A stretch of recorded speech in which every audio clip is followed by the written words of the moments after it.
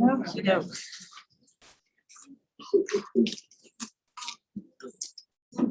Okay, we're at 6:30.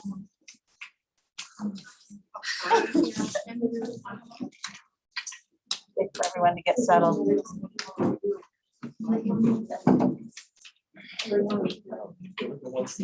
Yes.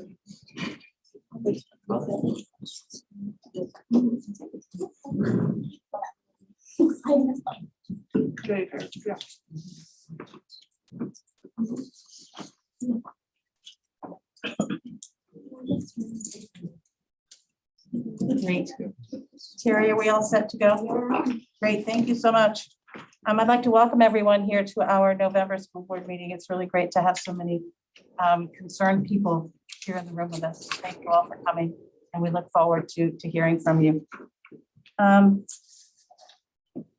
Ladies and gentlemen, we're about to convene into the public comment portion of our meeting. State law requires that a public comment item on agendas of a full meeting of the school board. We also believe it's crucial for us to hear from our community members about their concerns and issues, and so are pleased to have this as an agenda item. Having said that, please note that the board is here to listen. The public comment period is designed to be a discussion. Is not designed to be a discussion. Accordingly, please do not expect the board to respond to your concerns and questions tonight. This is because we take your concerns and your questions seriously and want to have sufficient time to process and to research issues if need be. We will, however, respond to your questions and concerns at a future meeting or have the proper staff member get back to you at the appropriate time. I also want to point out that under state and federal privacy laws, we are unable to entertain any comments or questions about school personnel. Please know, however, that we take personnel concerns very seriously. On these matters, we would ask for you to go through the appropriate administrative channels. The best practices would indicate that if available, the district provide the community members with an organization chart which denotes who should be contacted for different issues. In most districts, policy KE or one like it provides guidance to the public related to it. And if you look on our school website, all of the district's policies are there. There's tons and tons of them, far more than you want, but it does go by category. And if you just go through it, and policy K or section K deals with all these community issues and community involvement. So I would invite you to look there if we don't answer appropriately or we don't answer in a way that you find helpful. Finally, we recognize right now that our nation and our community are polarized on a number of issues. That said, we want our school board meetings to serve and as an example to our students that members of our school board and members of our community can deal with controversial issues in a civil manner and demonstrate mutual respect for one another. In that spirit, we will insist that all speakers and members of the audience maintain civility and respect for any divergent views that others possess. We ask that speakers please address their comments to the board directly rather than to the audience. Speakers may address items pertinent to tonight's meeting agenda or any topic dealing with school or education matters. In the unlikely event that the meeting becomes unruly, the board will recess the meeting and return once order has been restored. Finally, I want to remind everyone that you may submit written comments to the board in lieu of speaking during the public comment period if you so choose. I can pause there. Everything back here. Okay. Before you get to that.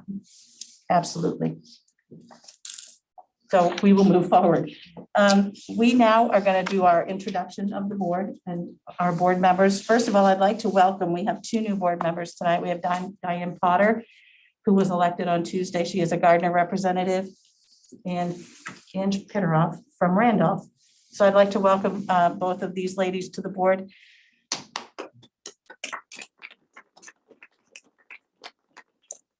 I would also be remiss, it's an odd thing. School board elections are strange in this way. You're elected to the school board, and if you don't regain the seat that you ran for, you never see that person again at the board table unless they run again. So I would be remiss in not recognizing Cullen McGuff, who served with us he served with us through the pandemic. There was a vacated seat and he offered to, as a new member of the Gardner community, offered to sit in the seat, went before city council and he was just, he dug right in, has small kids, new to the community, and was really just a great addition to the board.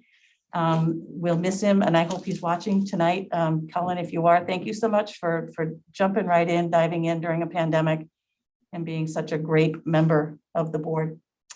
So having said that, we'll move on. Board members, please, let's introduce ourselves, starting with Teresa. I'm Teresa Garrett, and I represent the children and families of beautiful Pittston. Matt Lilliebridge, West Gardner. Ange Pitteroff, Randolph. Nicole Medora, West Gardner. Patrick Saucier, West Gardner. Veronica Babcock, Gardner. Becky Fless. Tony Pete, Gardner. Matt Marshall, Gardner. Peregrine Bolton Ignasiak, student representative. Alyssa Tracy, Randolph. Diane Potter, Gardner. Jim Lothridge, Pittston. Administrative staff, please. Pat Hopkins, superintendent. Andrea Dish, business manager. Karen McGuire, director of technology. Josh Barr, Director of Adult Education. Karen Moody, principal of Laura Richards School. Christina O'Neill, principal of Pittston Randolph Consolidated School. Sarah Students, principal of Gardner Regional Middle School. Nate Stubbert, Athletic Director. Chad Kempton, high school principal. Vicky Duguay, principal, Riverview Community School. Morris, director of special services. Katie Gould, principal at Helen County School. Angela Hardy, director of curriculum. Thank you. Let's stand please for the Pledge of Allegiance. I pledge allegiance to the flag of the United States of America and to the republic for which it stands, one nation, under God, indivisible, with liberty and justice for all.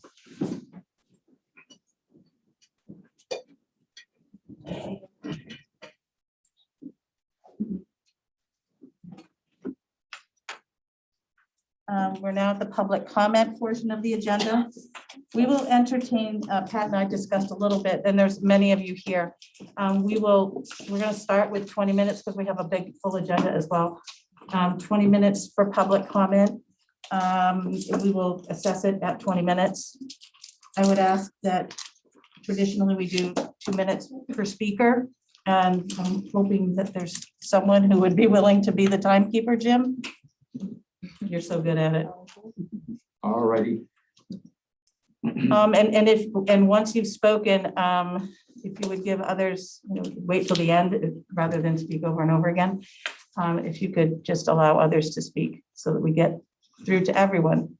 Then the individual time limits will be enforced. Jim will do that. I would ask that everyone who wishes to speak would go and stand at the podium to state your name and the community that you live in, and realizing that we all represent, while we all live in different towns within the community, we represent every student. The board represents every student within the district. So the town parameters are less important to us, but that we represent you is the most important, or your children, that we represent the children is the most important thing. So I would just ask that you would stand at the podium, state your name, and be respectful when Jim says you're at your 2-minute mark. So having said that, is there any public comment? Don't be afraid. Don't be shy. Come on.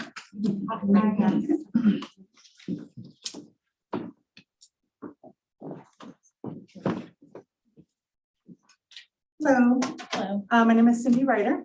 I live in Gardner. I just would like to actually offer my support to the board. Most of us know that we're kind of taken for a ride for our money with regards to the field. And I don't know if you will pursue it to the fullest extent of the law, but if you choose to, I can promise you, your community will stand behind you. That's all I have to say. Thank you. Thank you, Cindy.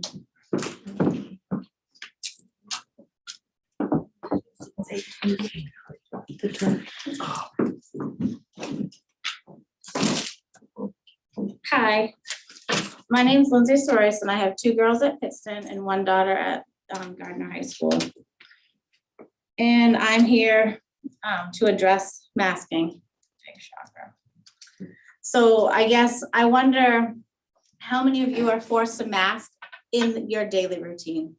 And if you are, then please think about that. Do you have a hard time with it at all? Is it easy for you? Is it not a big deal? I have asthma. I know for me, it's very difficult. It's extremely difficult. And one of my daughters has asthma as well, and she has a very hard time. And as a parent, it's very frustrating to feel that you have tied my hands to help my kids. You know, as parents, we're supposed to help our kids do with any problem that they have. And I'm not able to help her because you have tied my hands and she has to mask at school all day. So she'll come home and sometimes she cries, sometimes she doesn't. And she's really upset that she has to wear a mask and use her inhaler several times in a day. And that's ridiculous. That makes me so extremely frustrated and it makes me so mad.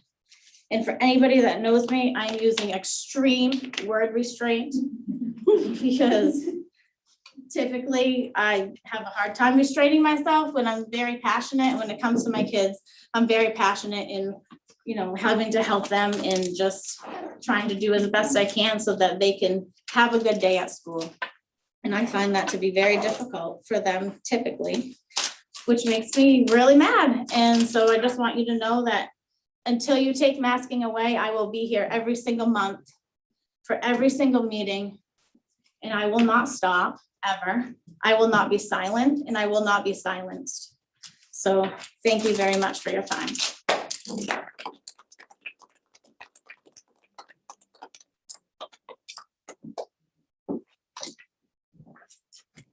My name is Kara Parker and I'm in town Gardner here. I just had a couple of things, one thing to touch on with the masks.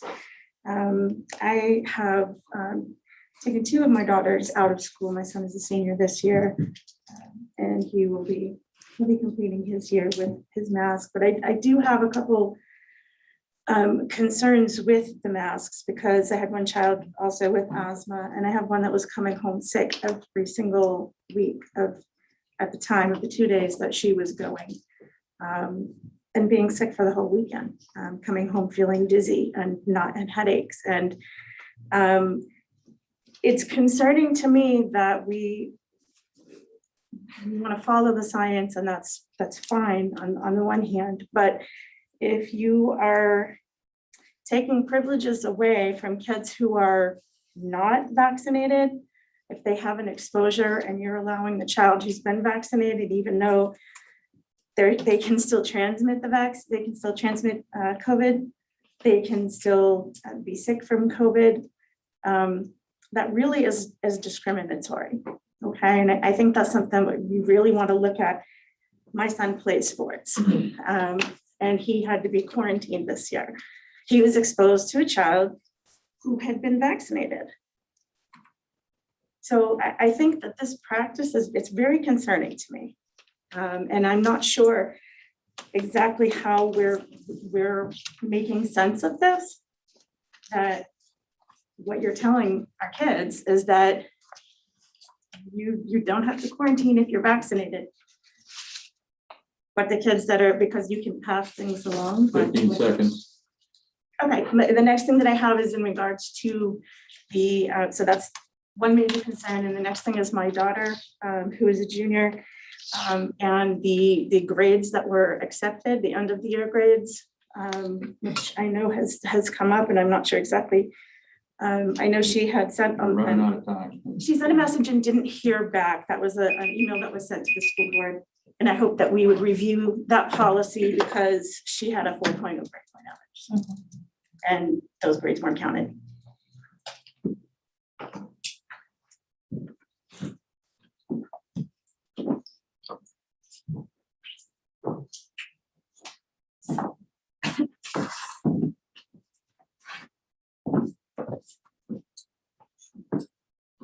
My name is Christina Hoggs.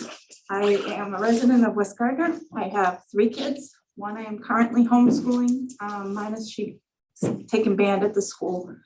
But my two boys are at Helen Thompson and at high school. AJ, my oldest, is autistic. He has a hard time not being able to see facial expressions. This is limiting his ability to learn. My youngest son is hard of hearing, so not seeing lips, again, is limiting his ability to learn.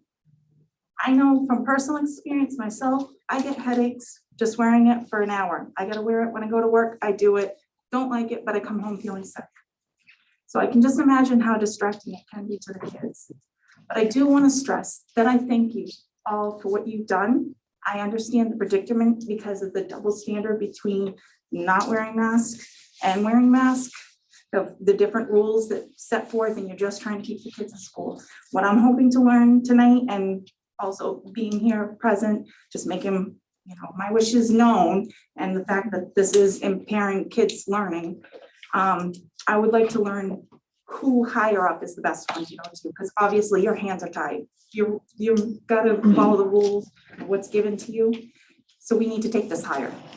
And I don't want to take it on you guys, because you guys have been doing amazing. I've been watching all the meetings online and submitting comments when I feel I need to, but I am going to be showing up to these meetings and hopefully just letting you know. I mean, my aunt was a nurse for many years, worked in the emergency room, but they had special training. They were in a sterilized room.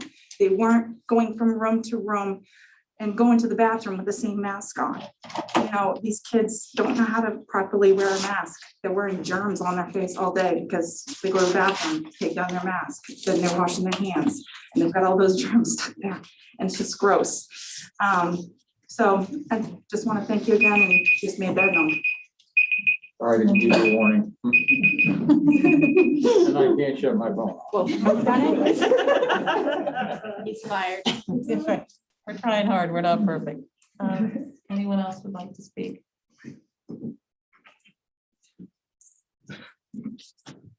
My name is Madison Parker Powell. I moved to homeschooling this year, but I attended Gardner last year, Gardner High School.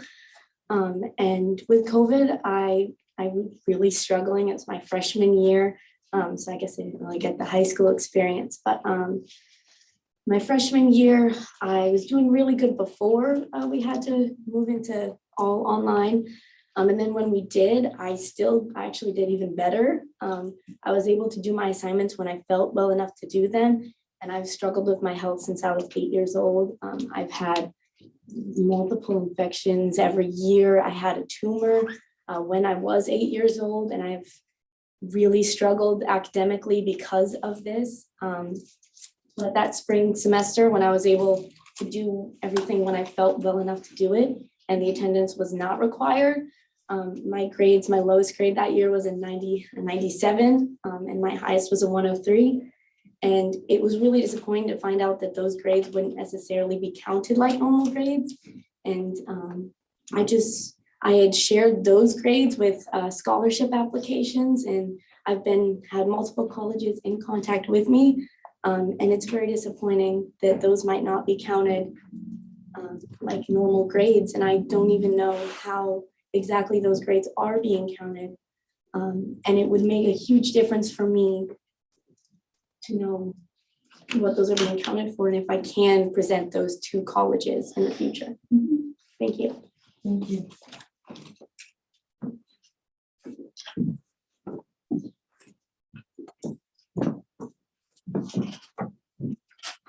Hi, my name is Ashley Marsh, and I live in Gardner with my husband, Jonathan. We have two boys, one in pre-K at LER and one at Riverview. He's in 3rd grade.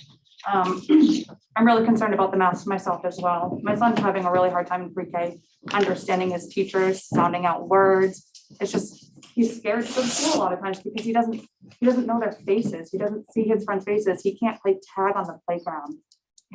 I'm hearing from parents at Helen Thompson that they're playing 2-hand touch on the playground, but then at LER it's a different situation. And I know that we're all navigating this as we go, but I really feel like as a community, we need to find a standard if there's going to be one. That it's a high expectation for these kids, and they're trying to. I know you guys are trying, but it's really affecting my children. They have asthma, they have allergies, they're coming home with headaches. They caught a stomach bug at school.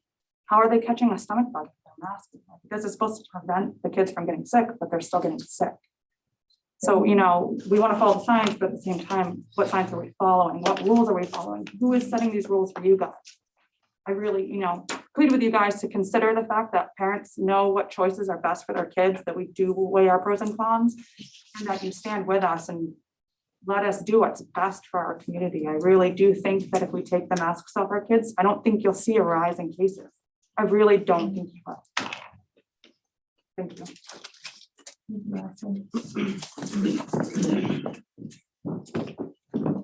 So I wasn't planning on speaking, but my name is Jen McMahon. I live in Pittston, but I work at the VA as a nurse. And I'm nervous, so.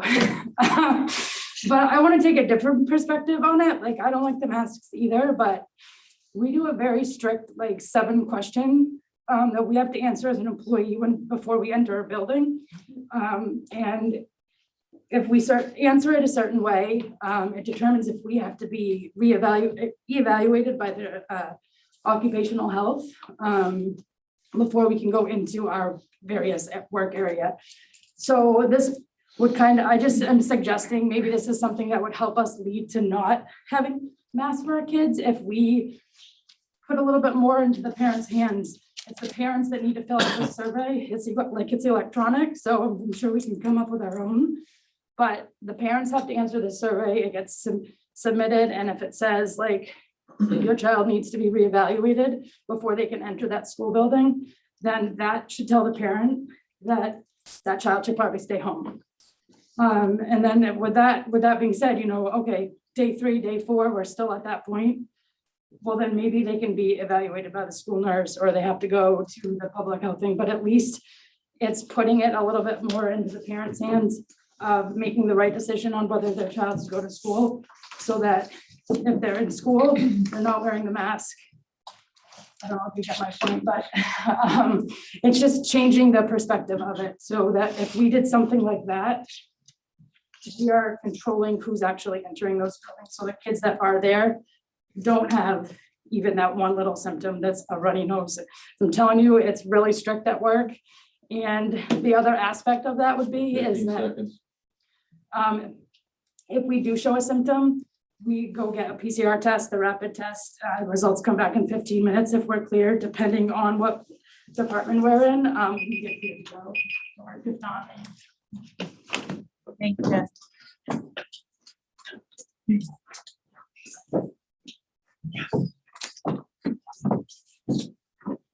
Hi, I'm Jamie Stone. I have 3 kids in the Gardner area schools. My kids are having a really hard time with the mask, as I know most kids are. Parents showed up for our kids. We deserve to make this choice for our kids. They are our kids. It should not be up to you. I'm sorry, it should not. My kid came home the other day. He had a bloody nose and didn't know. So not only did he have snot and dried food and just nasty spit in his mask, he had blood in his mask. This is not a decision that you should make. It's a decision that we should make. And if you want to send your kid in a mask, by all means, send them in the whole box. I don't care. But stop making my kid suffer because you want to feel safe.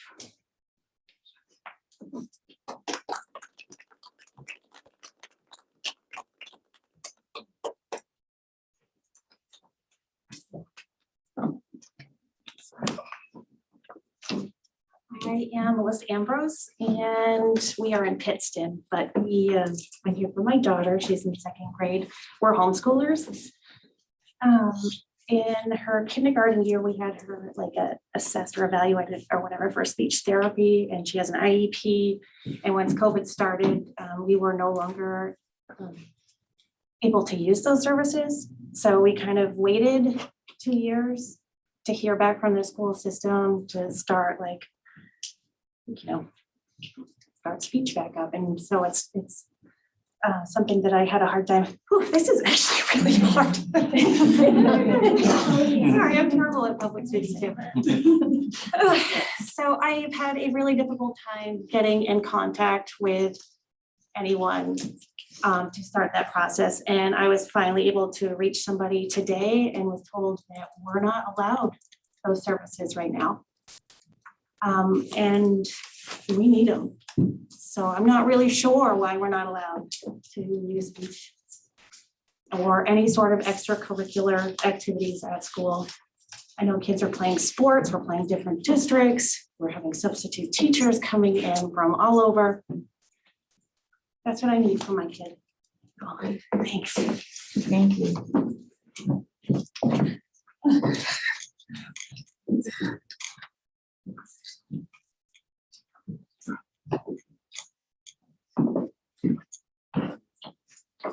So I just had a couple more quick points. I was able to, I did watch the 3-hour meeting where we had gone over the masks. I wasn't able to be there in person, but I would like to ask, I know that we consider it again, the scientific side of masks, but were there any studies done or that you followed or that were heard of negative effects of masks with high school kids, with children with developmental disabilities? Did anyone have any kind of guidance regarding that? Was that considered at all? And then the next question was, we're masking kids wearing sports. Were there any studies done on the safety of children with masks playing sports? Educationally, looking at the educational side, and this is what we're concerned with. What did we look at educationally that said, is it more detrimental for our kids to be sitting here with masks on their face? And then another concern that I did not hear, I heard about the stress of teachers, I heard about the stress of nurses and other staff, but I didn't hear about the stresses of our kids coming back and what was put in place for kids to be coming back, masked full-time, school full-time. What things were put in place to help them cope with being back and cope with being in certain different situations? To know that my daughter, who just got up and spoke a few moments ago, had done a survey, and a lot of kids were struggling. My sister is a school psychologist out in Wingdom and has said that there's a lot of severe depression going on, and not just with the kids, but it's also with staff. But people are struggling right now, and I'm really concerned that we do not have enough in place to help our kids. Thank you. She can, she's got 2 minutes. Whenever I go to school and I came back, I would come back with bad headaches. And I think maybe some of the other kids maybe could have too. I would come back with mad headaches. I would come back, the room was spinning. And I think that that's really scary for a kid. And I don't think that they should be wearing these because honestly, you can't really even breathe in them. It's really hard to. And I just don't think that kids should be wearing them at all. Thank you. Thank you.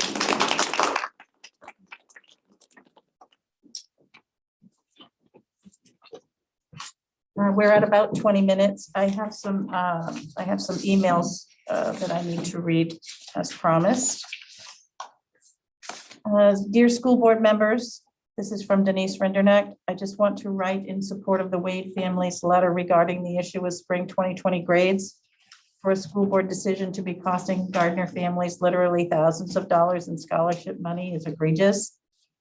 First, I want to say that the decision not to have spring 2020 grades factored into the cumulative GPA was of course made with the best of intention, but the intent of doing no harm.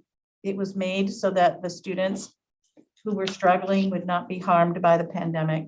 Unfortunately, it did harm a number of students, the top students in the district. This is obviously an unforeseen circumstance, but a profound one nonetheless. It must be rectified. There is widespread support for the proposal in that letter. I am sure you've seen it, but just in case you haven't, I'll repeat the proposal. It basically says that the most proactive way to fix this is so that no other students lose out on merit scholarships that they have duly earned, is to calculate the students' GPAs both with and without the spring 2020 grades. All students would get the higher of the two GPAs as they have fairly earned it. With this scenario, you will capture all 2022 and 2023 graduates, as well as any 2020 and 2021 graduates who have taken a gap year to decide to transfer. We know that at least a couple of Gardner families who lost out on thousands of dollars. I suspect there are others who are not even aware of this issue.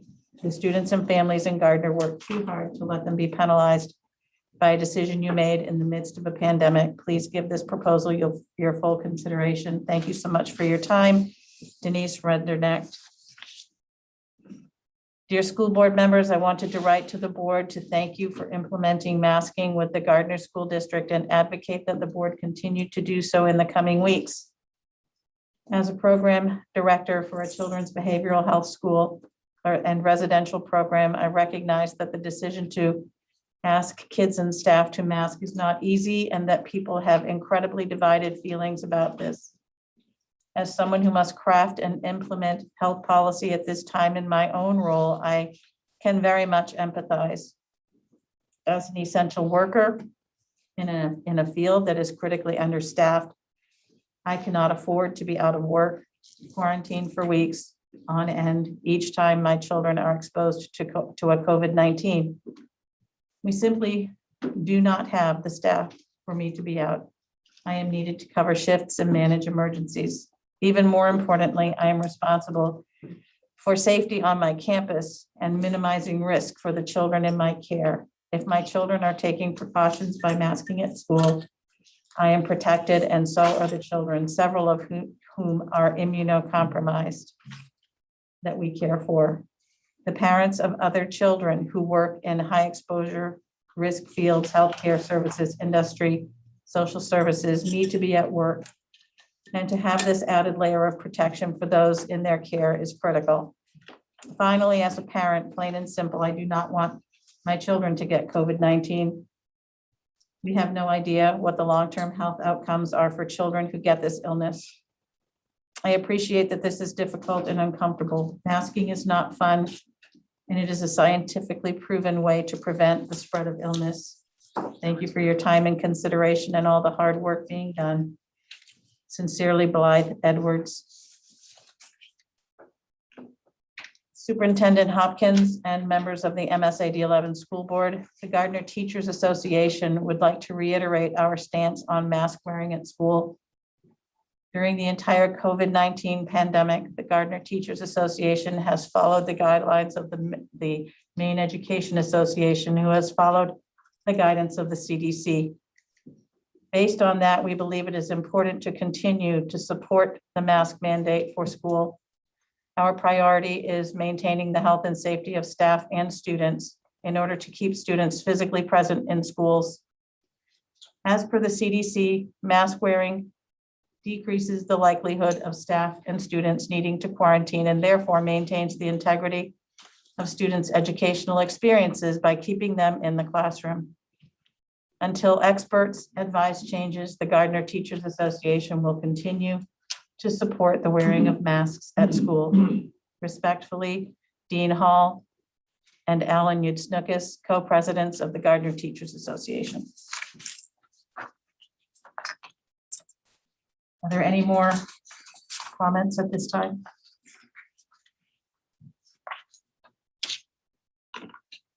Hearing none. We will proceed through the agenda. And again, I want to thank you all for being here. We really do appreciate your comments and the things that you brought up. The staff will work on. We are not prepared to answer questions about special ed and those kinds of things tonight. But as you know, the meeting is being live streamed. We have the capacity to go back and someone will be in touch with you about those things. I do encourage, we have a chain, we operate with a chain of command. If you have a specific issue in your building, I would encourage you please to speak to your child's teacher. And if you don't find help and satisfaction there, speak to the principal in that building. And if you don't find help there, then you come to the superintendent. And it really, what that method does, that chain of command, it really encourages a relationship between you and the person that's in your school. And the board is not in your school. We're a federal entity. We are a government entity. Public school is. And we follow the federal CDC guidelines. So it starts up there. Federal CDC comes down to the state CDC. And then here we are. So we get to follow the guidelines that are set out for us by the CDC and by the Department of Education. I participate personally in a meeting every Thursday. It's now every other Thursday because we're hoping that this is it's every other Thursday now. But I've been participating in this group for 20 months and every single person there wants this to stop. Every single person here wants this to stop. But we are not health professionals. And the people that are sitting in these committees for the DOE, they're not health professionals. They're not scientists.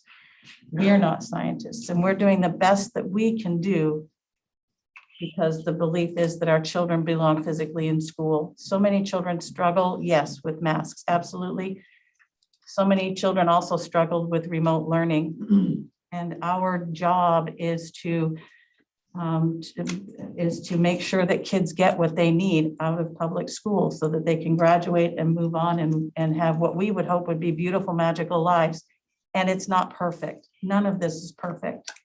None of us was prepared for this. So while I really, truly, we really, truly appreciate you being here tonight and keep coming. Please keep coming because we're going to keep working at it.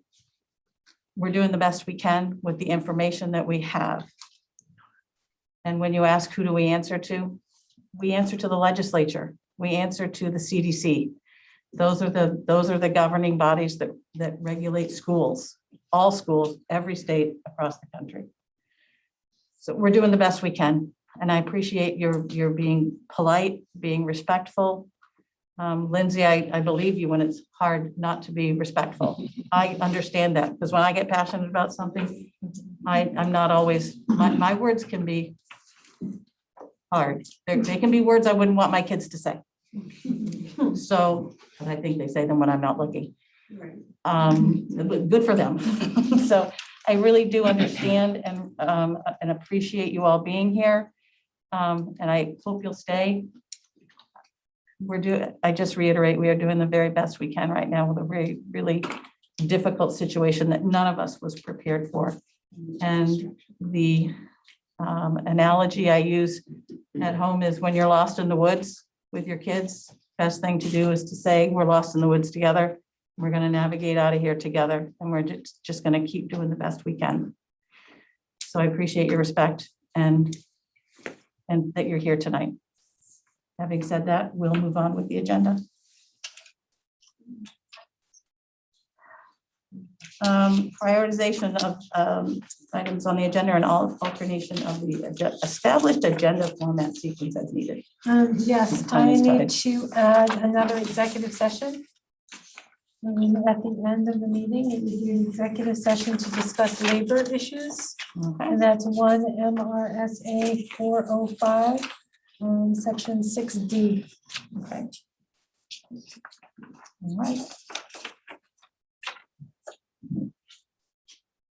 A motion to approve the agenda as adjusted. So moved. Moved by Tony Beat. I have a second by Teresa. Questions or comments from board members? All those in favor? Any abstentions or okay, motion carries. Thank you.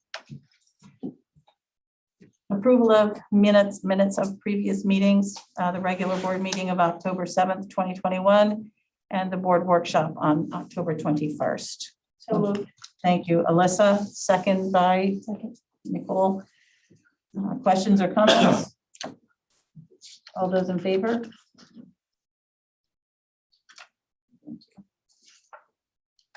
Recognition and celebrations. It's the welcoming of the new school board members.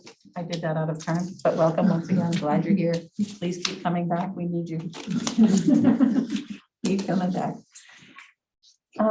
Correspondence as written. Just as written. Okay. Committee reports. Capital Area Technical Center. The cooperative agreement? Yes, I need to share with the board some information regarding the CATC, which is Capillary Tech School, which is attached to the Augusta School District. So we have students who attend, as you know, Capillary Tech. And annually, all of the school districts of descending schools to CATC are required to sign a cooperative agreement. So those of you who've been here, you've seen that. It's at the beginning of every year. And the purpose of the cooperative agreement is to really to outline the governance protocols and expectations for the advisory committee. And the advisory committee is made up of the superintendent from each of the sending schools and a school board representative. And just so you know, Becky, we have a vacancy. So we do need a school board representative. The person who did it before is unable to do it moving forward.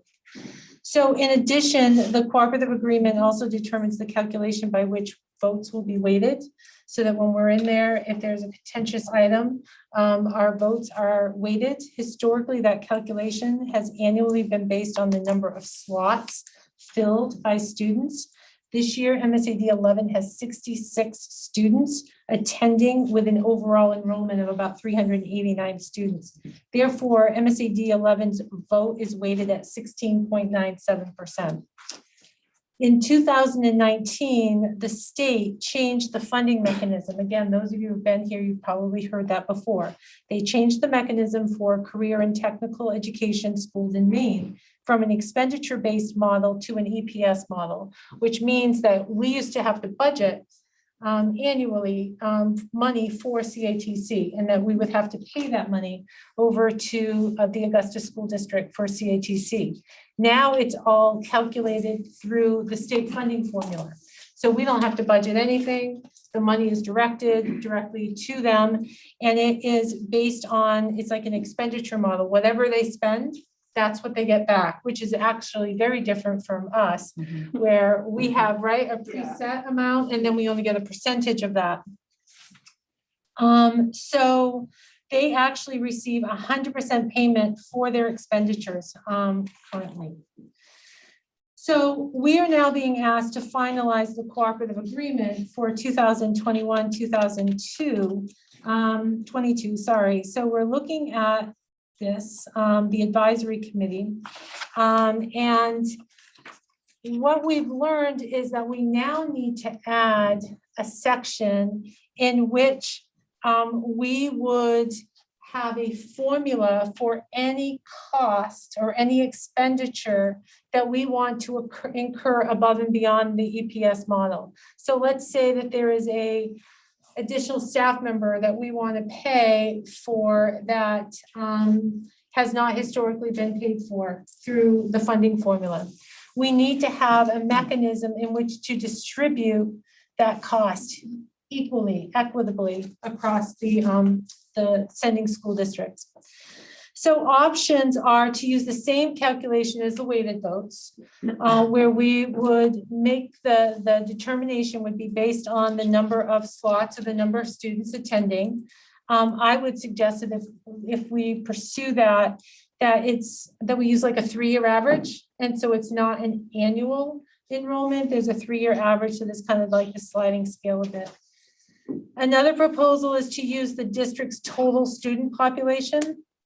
Again, if we did that, it was a 3-year average. Another idea is to use a 3-year average of sending high school total population and only focus on the high school population versus the total population. So the Capital Area Tech Director ran some numbers for the weighted votes versus the total population. And I just wanted to share a little bit of how significant the difference can be here in our share. So Augusta, for example, is currently filling 126 slots. Using the weighted vote system, their vote is weighted at 32.39%. If we then want to share the cost or based on total population, their percentage would only be 20.79%. So they would have 32% of the vote and 20% of the cost. RSU 12 They have 29 slots. The percentage of their weighted vote is 7.46. But based on their total population, their percentage, should there be additional cost, would be 12.76. And I could go through all of these and I won't. I'm just trying to show that there's a pretty significant difference in some regards. The MSAD11, with the 66 students, I already said that would be 16.97 for weighted votes. And if we use our total population, our cost, however, would be 18.48%. So it'd be a bit higher. So I need a little guidance from the school board on whether you have any method that you would like to use, or I would say if you don't have a specific recommendation, because this is a lot of information to digest, do you give, I'm asking for maybe authority and any of the new board member who is assigned to this committee to give us authority to collaboratively work with the rest of the advisory team and that committee to come up with a mechanism and a system that is fair for all of the sending schools, keeping in mind that once this cooperative agreement is finalized, it has to come to you for approval. So you will have a final stamp of approval before it goes into effect. That was a lot of information. A lot of numbers. There's a lot of numbers, I know, but this was just put in front of me a couple weeks ago. And I know we have another meeting coming up, so I'm trying to do some work behind the scenes, and I just wanted to make sure that you were in the loop, you understood what was going on. And again, is there any direction that you have? Does anyone has a specific interest in pursuing any of these types of calculations that I just presented, or can you just give me the authority and I will work with the advisory committee to come up with something that I think is fair and then represent it to you? And you feel like the advisory committee will be looking for the same things that we're looking for, equity across the board? Yes, because they're all school They're all- districts, right, and right? they're all being affected by So they're this. all affected by it. So they're going to want something that's fair and equitable. So I would suggest that we give the superintendent the authority to act on our behalf to create an equitable system. I would support that, yeah. So would you like a vote or a thumbs up? No, I don't or- think you need to, as long as a thumbs up is Thumbs up. fine. Again, nothing's Yeah. final. It has to come back to you. But I wanted you to be in the loop to really know what's happening behind the scenes Right. about this, especially since there is currently no board member who's been able to participate. So due to various work commitments and everything. And it's been a little wonky. And it's been a little wonky. I mean, we're supposed to meet 4 times a year at a minimum. And last year we met once. And So the meetings are at what time, just so we can put it out there? typically they're at 8 a.m. On a Tuesday, right? Isn't it a Tuesday? I think it was a Monday. Was it Monday? It's not convenient, okay, but I will tell you, It used to be like at like 10 or 11 o'clock in the morning, and then they would feed us lunch. This is Right. Like 1,000 years ago. right. At their beautiful restaurant in their culinary department, which was super fun. But now, do they serve breakfast? No, it's all online, Ah, so it's virtual. Whatever you. That makes it easier. Yeah, you gotta bring your own So coffee. the next meeting is actually Tuesday, December 21st at 8 a.m. And usually they last for about an hour. So it does have a significant impact on any board member who's working. So. Okay, so Angie, you had it? I have a question. Great.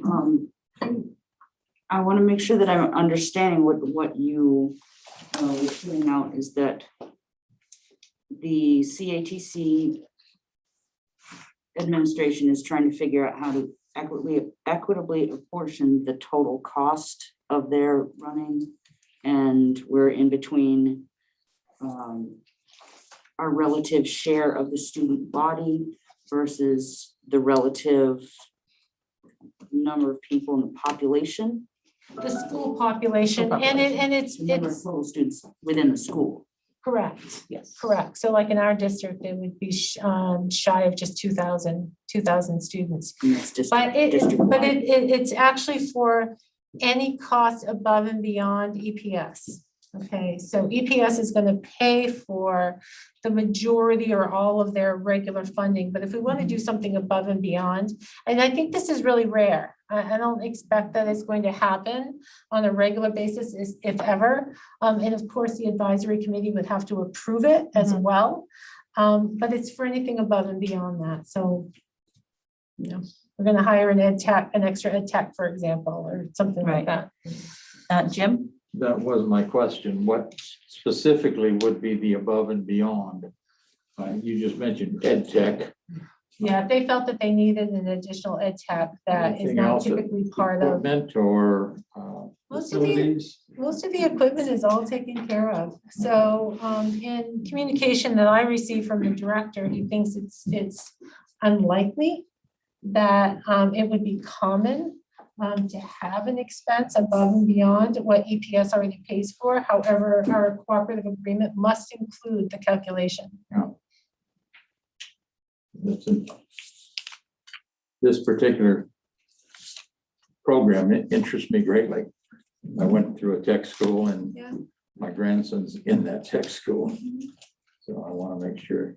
Sure, I mean, we're meeting virtually, so if.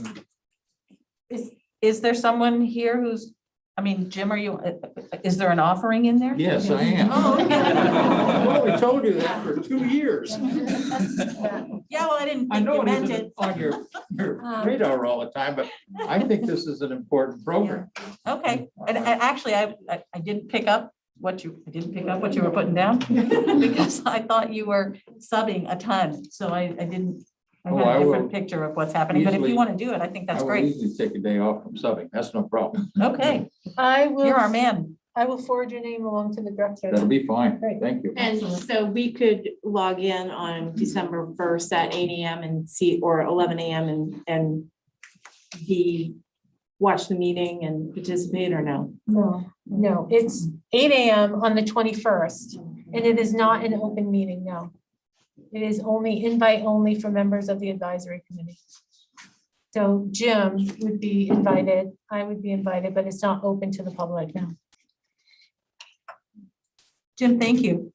No, I think it's an Sorry it took important 2 program. years. That can be slow. All right.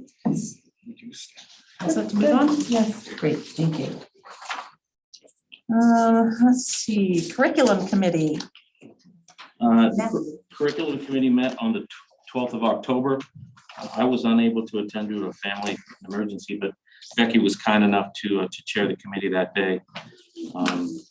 And we've talked, some of you have talked tonight about the GPA calculations for the spring 2020 grading decision.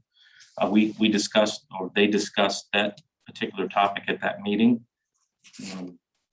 Angela Hardy, the director of curriculum, shared with the committee members a document called COVID/pandemic grading practices.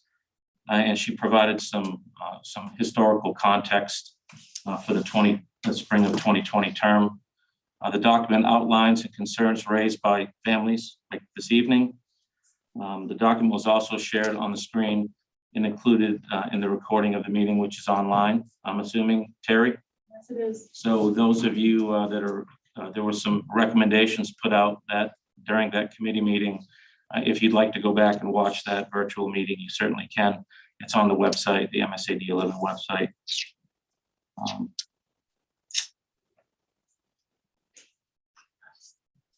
Some of the recommendations, currently MSAD11 offers a statement in the school profile regarding grading practices. Due to the impact of the pandemic, it's recommended that we add a similar statement directed to the transcript to make the review process more explicit for colleges and workplaces. The statement may read, students spent March through June 2020 in remote learning due to COVID-19. Spring 2020 semester courses were assessed on a pass incomplete basis and were not included in the cumulative GPA calculation. Another comment: for families who request, the school counseling office can write a letter to be added to the college application process that outlines our grading practices and provides a district approved calculation of the cumulative GPA if the spring 2020 semester was included on the transcript.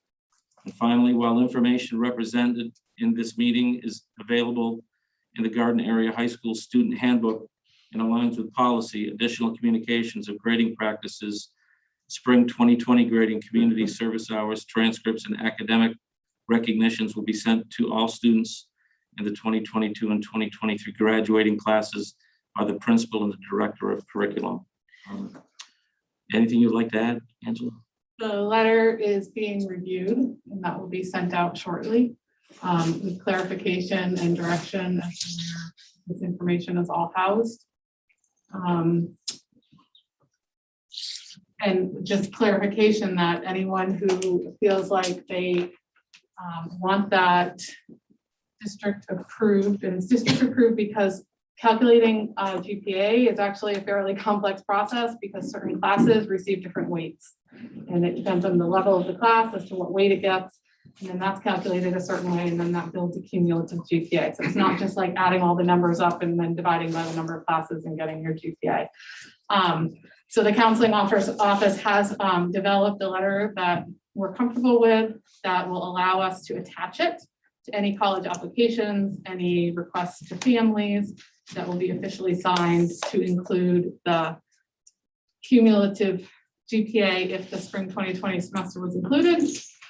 And transcripts that have been archived are no longer able to be tampered with. So we will not be touching transcripts from graduating classes prior to, and the decision by the board was made to move forward in this way. So we're trying to meet the needs of families and increase our communication to enable students to have as much access as possible to their post-secondary aspirations and benefit them in a lot of ways. But I would highly encourage, if this is a topic of great concern, to watch the video and then reach out to the high school or myself for conversation after watching the video. Our school counselors were in the meeting and talked through a lot of changes that are happening in college admissions right now, especially in the last 20 months. And I'm in a lot of networks across the country too, recognizing all the changes that admissions is making to manage the COVID-19 pandemic and understand grading practices that were universally shifted in many locations. And having that, in many institutions, and it's clarified in the video, have documented how they're changing their scholarship awards. It used to be pretty formulaic at a certain degree, and those formulas are actually not being used any longer. So, and that's to the benefit of our students, actually. Thank you, Angela. Thank you for pointing that out, that a lot of the colleges are changing their grading criteria, just like we did. So hopefully it'll all align up, and that letter will help. So thank you. It's a well-matched system. Colleges right now need students, and students right now need to be in college. So hopefully we're all working together. Are you familiar with how to access on our website our live stream meeting? If you go to our website, you are familiar? Yes, I know. Okay, all right. I just want to make sure anybody that needs it can access it. It can be a little tricky sometimes. I struggle, so. Great, thank you. Dropout prevention. Well, we met on the 19th. And Jared and Josh were both there, and Christina joined us a little bit late, but we're struggling for membership. Whatever we can do to get, I keep saying it, I needed a social worker, a psychologist from the high school level to be on this committee. I think it's, at this particular time, it's absolutely critical so that we don't lose any of the kids. I attended a couple of sessions at the convention regarding dropout prevention, and there's some probably one of those I want to go back and do it over again 2 or 3 times just to digest it all. We were discussing at the convention, there was a discussion about differential diplomas, which ends, and I'm learning this, all new to me, that part. It is a XYZ high school diploma, but it is under lesser stringent requirements. Say it's 24 units to graduate here, and this may be as few as 19, 18. Usually it's more, but the only way that there's any indication that this is other than a full-blown unmodified high school diploma, you have to actually go to the transcripts of the student at the school. And then it would be a notation on there that it was a differential diploma. We had talked about this at the last board meeting about the different types of, and Josh had talked about our adult ed program to assist students that are trying to continue on. Of course, one of the at the school board, one of the at the state convention, one of the interesting things they're looking at promoting is possibly allowing up to 6 years to graduate, which with some different types of approaches. Anyways, so we talked about that, and there wasn't a lot. We can't do a lot if we don't have a lot, as far as, it's difficult. I don't want to reinvent the wheel. I know we've talked about, we have a very strong, I think, dropout prevention program within the district. We want to make sure that everybody's adhering to it and getting that information to the parents and to the administration. So that if we have a student that is in trouble or struggling, we need to be proactive as soon as possible. Other than that, just for people, I would strongly like to recommend that we meet in person. I think that particularly on this type of an issue, in person is, you can get the back and forth of the meeting going. You can work off of other ideas. I find it very difficult to read a person's face when I'm looking at them on a computer, so that, maybe a light bulb goes off and you say, oh, that's a darn good idea. I said something else, but that's okay. But no, That language thing. but that's about it. And Josh, was there anything else? Is Jason here or Jared here? Covered it. Okay. I didn't see Jared. Jared, assistant principals don't come to board meetings, so Okay. Jared's not here. I would note, though, under membership, the high school social worker is listed as a member, as is one of the elementary social workers. I know. So, okay, well, you said you need a social worker on it. It says that there I is need a one. social worker at the meeting. Yeah. No, it's great to be on the committee, but I need someone at the meeting. Yeah, yeah. So, Okay, that's it. Thank you. Finance committee, there was no meeting. Policy committee, Tony? Sure. So we met on October 14th, so just a couple of weeks ago. And we wanted to make sure we've got kind of a big first reading here. Make sure a couple of these go through because of changes coming up in the law, so that we can get first reading, hopefully, and then second reading. And then the law that we're trying to address are pieces that are highlighted for the employee and student handbooks. And that law is going to become active in January. I have it right, Pat? Sorry. October 18th. I'm sorry. It becomes active 2 weeks ago. already. I thought it was coming up. So we wanted to move these through, though, in order to make sure that we're complying with that law. But just to be clear, we didn't receive the sample policies until the beginning of October, the very end of September. So we didn't have time to work through the policy process before now. So we had the meeting in the middle of the month, which is in advance. We also had one earlier tonight, which we'll go over the minutes at our next board meeting. So we had that middle of the month meeting so that we could go through our first reading and second reading process. So that's what we have before us. We did have a thorough discussion on these, these many policies. I think we met for about 2 hours to get through all of those. We're coming back to a couple of them. The security camera system is, we're still developing our process on that, as you can see in the minutes. So if I could put forth a motion to accept for a first reading of the listed policies as a bundle.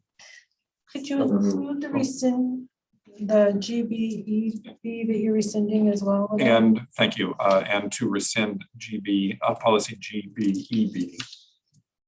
Motion by Jim. Can we have a second by Matt Lillybridge? Oh, I thought Tony made that motion. Sorry. Okay. All right. I can fall off, it's quite all right. We fall off. It's okay. All right. Thank you.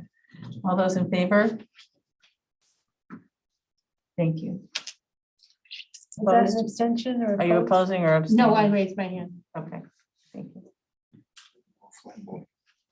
Great. Do a big wave. And then if I could also request a second reading on, request a motion for a second reading on the policies as listed as a bundle there. Second. Oh. Could you add Sure. the job description? You didn't include that in the first one. And if, I'm sorry, where was that? Oh. So let's do the job description, I guess, as a second vote. I mean, is it independent vote? Oh, okay. Put the job description in with the second reading, yes. So the job description for the school board video specialist, the stipended position, and the second reading of the following policies as a bundle. So you're moving. So I will move that. Melissa? Yeah, or Matt did too. Oh, Matt. okay. Yep. Questions? All those in favor? Motion carries. Thanks. All right. Student representative report. I have some pretty good news and exciting things that are happening. The Laramie Project, the high school's drama club play is going on right now, right? Yeah, right now. Tomorrow and Saturday at 7 p.m. And there's also a 2 p.m. Saturday matinee. You should contact Miss Benedict if you want tickets. And they are seating at 50% capacity due to COVID. We're just lucky to be able to be showing the play. I'm really excited for it. I'm going on Saturday. So, and the Gardner area civil rights team will be participating in Friday's Statewide Day of Welcoming event, which is really always a joy to have in the building. It focuses on creating a welcoming environment for all students. Over 200 schools across Maine will be celebrating this emphasis on inclusion. Yeah. Okay. Can you elaborate more on civil rights? It's an inclusive club. It tries to involve everyone throughout the school. It's very forward thinking.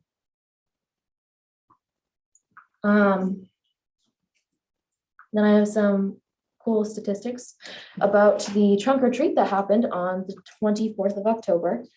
So the Interact Club and JMG had a successful trunk or treat, and it was at the EJP headquarters. We had 18 cars decorated by the high school students, Gardner Rotarians, City of Gardner officials, and staff members at the high school. There were 154 cars with 373 kids who came through. It was awesome. I got to witness part of it. It was really cool. And we wanted to offer a thank you to Mr. Peter Prescott and the EJP staff for allowing us to use their parking lot. It was really helpful. And the community members who donated money and candy to the event so that we could give candy to all of those kids. It was amazing. What were you dressed as, Gwen? I wasn't dressed, but my brother went. He went as a, I think. It's hard to tell. But it was super cool. All of the cars were decorated really nicely. Awesome. I was making trips to and from the high school, so. The Interact Club is partnering with Gardner Thrives and Healthy Communities for a project creating a 1-minute peer-to-peer PSA to not use alcohol. The PSA will be coming out in mid-November. The PSA will be aired after a NAMI training this month at the intermission of the middle school play in December as well. And it will be on the announcement slides at the high school and middle school. And the Interact Club is just really outstanding. It does a lot of things for our community. They are also partnering with the Girl Scouts and the Murray Area High School students for Operation Menstruation. Packages of free feminine products will be put together and placed in boxes at local churches and the library. They will also be putting together personal care packages for those in need. If I may add, I was the sponsor for the girl who got her silver award for that project, and she met with Rayanne DeSoto, and they were just able to really help her sort of see that through. It was really awesome to see. So I'm glad you mentioned that. It is Yeah. awesome. Yeah. Not for them at the food pantry now, but this will offer them even wider, which is amazing. Yeah. And they will be donating a decorated tree for Johnson Hall's Festival of the Trees with a theme of the ticket tree. So maybe go purchase that. A tree will feature tickets from local theaters, sporting events, and theater snacks. The Interact Club will also be holding a craft fair. I know we haven't heard that name in a while. Very exciting. In Johnson Hall on December 20th. So information will be coming out about that soon. That's what I've got. And that is lots of good news. I thought so. That's Fun to super. share. Yay, thank you. Wellness Committee. Yeah, so I think the date on here might be wrong. The last one was on October 4th, but we went to the Gardner Common. It was a nice day. We were able to be outside, so it was a cold snap. And the idea from last year is we were going to be moving around buildings or locations. I wasn't able to go to the last one that just was this week, but they went to the middle school and they were able to go through the back trails and just kind of, again, be outside and enjoy that. I'm not sure where the next one is, but usually Ari's good at reminding us all, and anyone can attend and join. They're usually on a Monday at 3 p.m.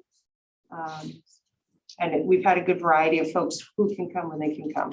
So, yes. Great, thank you. Ad hoc committee next, the Hope Field Committee. Let's see. Find Gabe's list here. A couple of meetings ago, there was a question about the use of the modular. And so we turned that back to Gabe as the Director of Facilities, as it's his responsibility. So a list of reasons that it is not viable to repurpose the modular for the boosters or storage building is the modular is 30 years old. The exterior siding, windows, and doors all need to be replaced. There are extensive renovations that will need to be done inside the building. Due to the building being a double wide modular, the center of the structure is load bearing and needs to be supported to accommodate the large open area for the kitchen and storage. Engineered beams and columns will need to be installed to meet all code requirements. ADA accessibility, the existing building does not meet health and safety requirements. All requirements will need to be addressed and brought up to code. One of the major requirements will be to build a wheelchair access ramp for the booster's window. This ramp will have to be approximately 42 feet long. The modular is raised about 42 inches above ground. This is a safety issue for access. We have to use a forklift or a tractor to load all storage items into the building. This is very dangerous and can lead to an accident. Maximizing our storage. By building a new structure, this will allow the district to add additional needed storage. The new structure will have 10-foot walls and second floor storage. He says, I'm sure I've missed a few things, but I feel this is a good representation of the reasons we should build a new building. It did go through the Hope Field Committee, and it was voted on by the board probably at least 18 months ago that we would not use that building, and these are the reasons why. So So what is it, the cost to build a new concession? I don't know if Mr. Kempton is here. If they remember, we have Black Diamond has costed that out for us. I don't. It's been think it's costed out and engineered, and all the drawings have been done that are up to code. Yeah. And a secondary issue with that is that we have to use the footprint. And it's about the DEP permitting process. We've had issues with permitting in the past, very recently, and we're not anxious to get into another permitting process. Well, I guess I'm a little confused because I did take my contractors to look at that building as I was interested in purchasing the building. And I have done 200-year-old repurposed houses. I see that there is a lot that could be done with that building. I'm all about saving money. And I think that perhaps we should have some other engineer come in and take a look at it. Again, I want to save money. It's there. It was used as a classroom.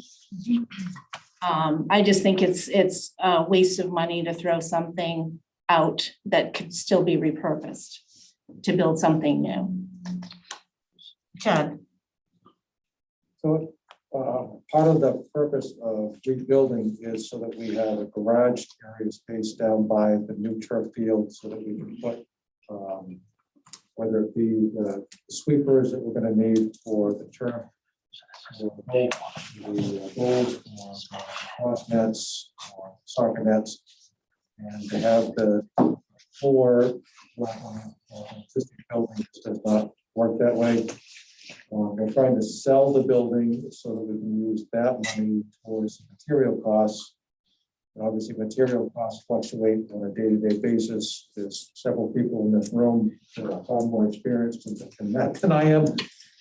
But just looking at current prices, materials costs are vary. The last time I think that we got a materials cost, it was around $15,000 at a discounted price. We went out to what was the Point Lumber and to Hammond Lumber for an estimate on a building about that size.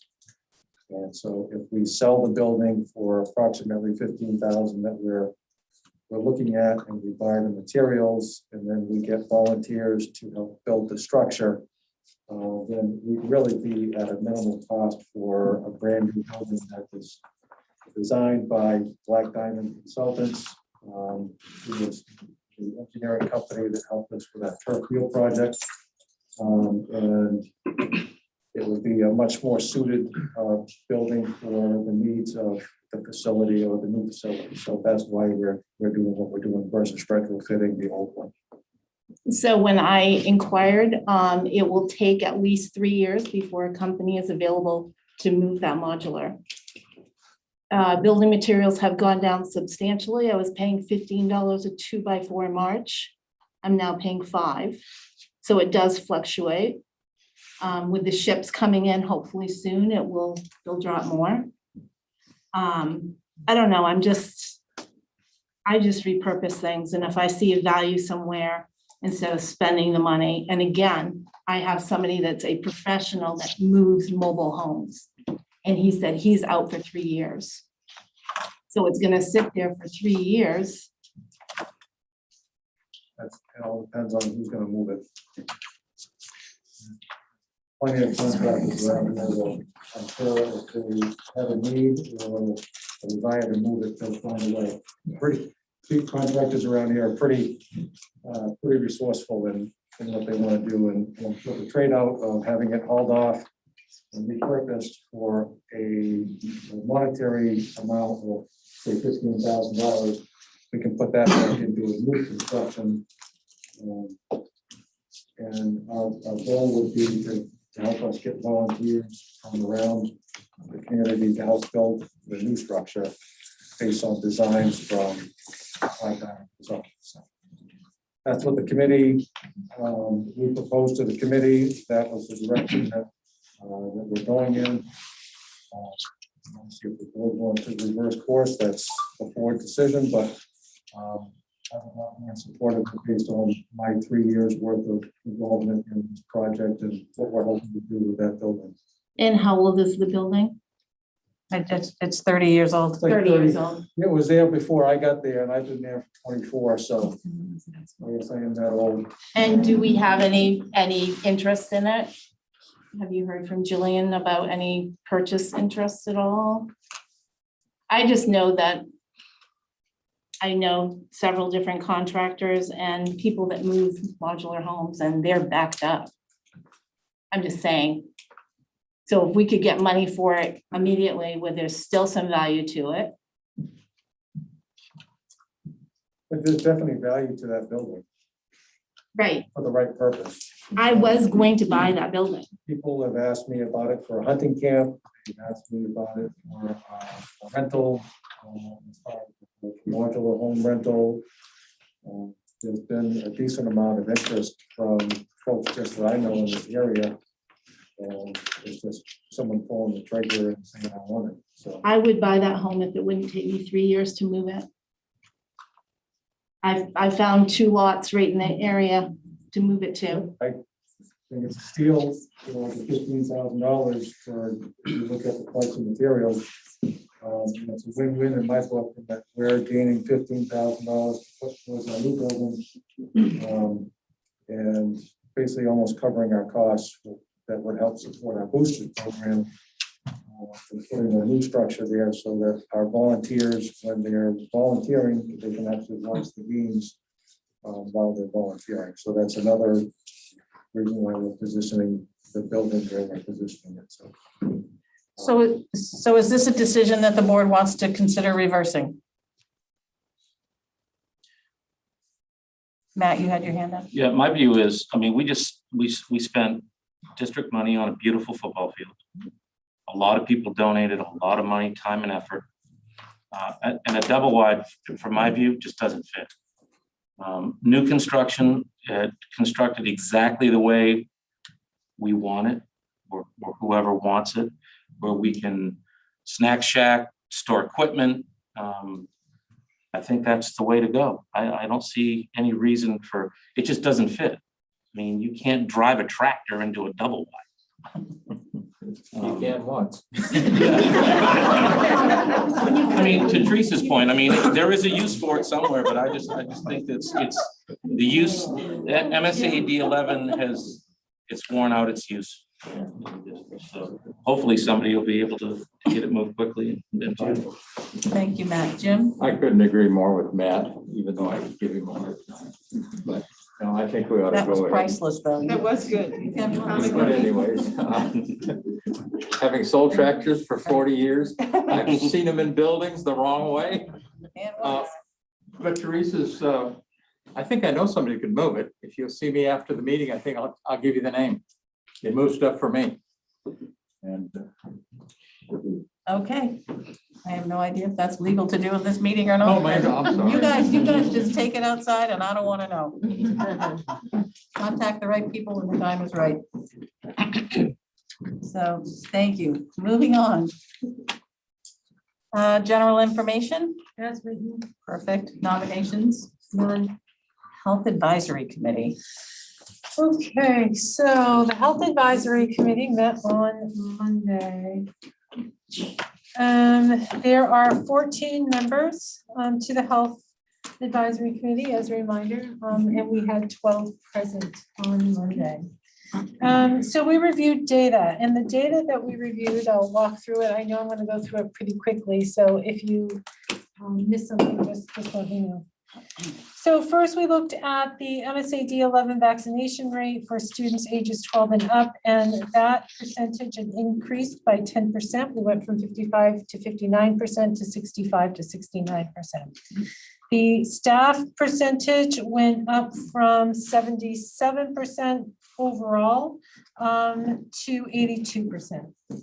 Looking at COVID in schools, in a month's time, the total cases around the state went up by 364, up to 2,942. And the number of outbreaks was 144 outbreaks, which was up 36. Those are outbreaks in schools. And the high school is considered in outbreak status.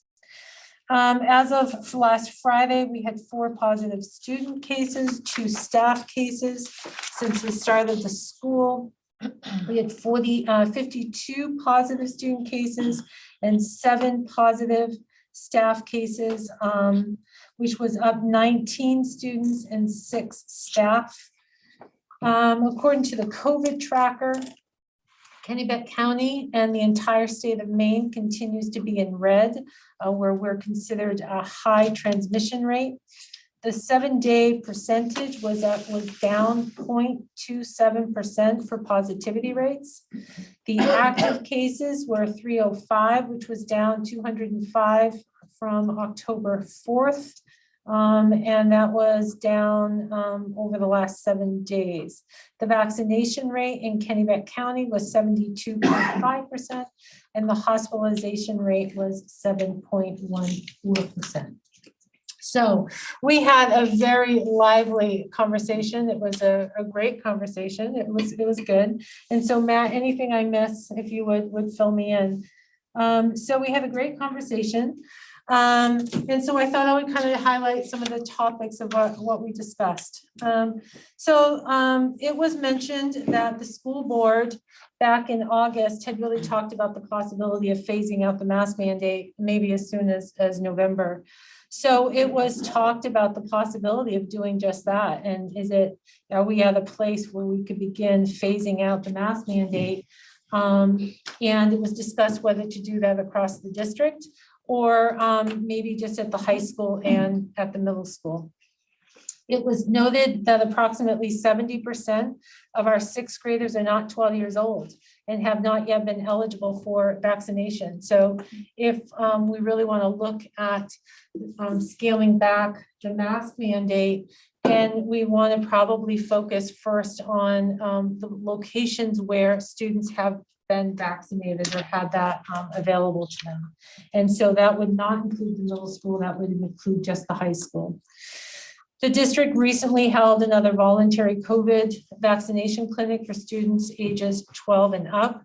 Only 7 families signed up their children, 1 at the high school and 6 at the middle school. And we interpret that to mean that most likely all of the families who want their children ages 12 and up to be vaccinated have done so. And so there was discussion that it's unfair to continue requiring masking of students who've been vaccinated, that we shouldn't ask them to continue wearing those masks. There was talk about last year around the holiday season, we had a spike in cases that resulted in the high school and the middle school shutting down for weeks at a time. So that was a concern. We don't want a repeat of that. So that kind of led to the conversation of the committee discussing the possibility of keeping a mask mandate in place, or recommending to you guys to keep a mask mandate in place until the beginning of the 2nd semester, which is actually on January 24th. And there was talk about how that coincides with the federal government's masking mandate on all public transportations. Because as a reminder, the masking on the buses, that's not our rule. That's the federal government rule. And that is due to expire at the present time on January 18th. So the thought is, if you're going to step back on the mask mandate and make it optional, try to coincide it with that, because it would be difficult to manage that. You get on the bus, you have to wear a mask. You get off the bus, then you don't have to wear a mask. You don't wear a mask all day, then you get on the bus and you have to put the mask on. There was also talk about the CDC or medical experts, not us, and we should follow their recommendations. Without a mask mandate, more unvaccinated students will have to quarantine if deemed a close contact. That will lead to having more students out of school and having to access their instruction synchronously, which will also impact students and staff needing to provide in-person and remote instruction. There'll be more students accessing that remote instruction. And there was talk about the mental health of many of our students. And we did hire some additional social workers this year to help address the mental health of some of our students. And the last thing that we want to do is have more students at home and not in school. There was talk about it makes sense to hold off eliminating a mask mandate at the elementary and middle schools until families who choose to vaccinate their children ages 5 through 11 have the ability to do so. Ultimately, of the people who were present, 5 committee members really indicated a desire to recommend that the board make masking optional at the high school. So most supported waiting until September, until the semester ended. The remaining 7 committee members in the meeting and those other 2 who were absent recommended staying the course and to continue to follow the CDC guidelines for the time being. Absolutely no one opposed the phasing a mask optional plan. I'm sorry, I don't think I said that right, but no one voiced opposition to having a mask option plan sometime in the future. But some of the feeling was like, we just don't want to repeat of what we had last year with holidays. So Matt, can you fill in any gaps? Well, I know there's the one comment that I remember making, and I think it's important to point out, is that as far as vaccination rates go and masks go, they're really not connected. Because if you're vaccinated, you're still required by mandate to wear a mask. So in my opinion, masks and vaccination, I realize for some people it's important to get vaccinated, but you really can't. They're actually 2 separate issues.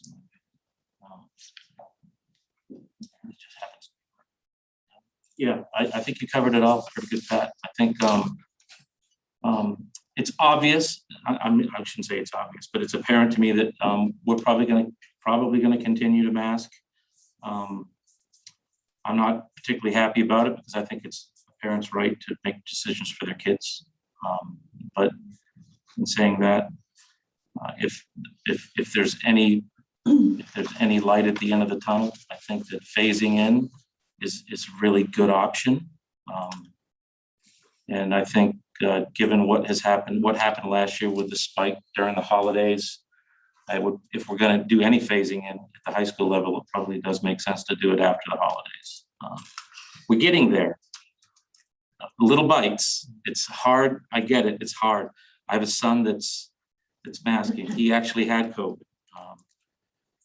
The 2 that were in the Riverview, he happened to be one of the 2.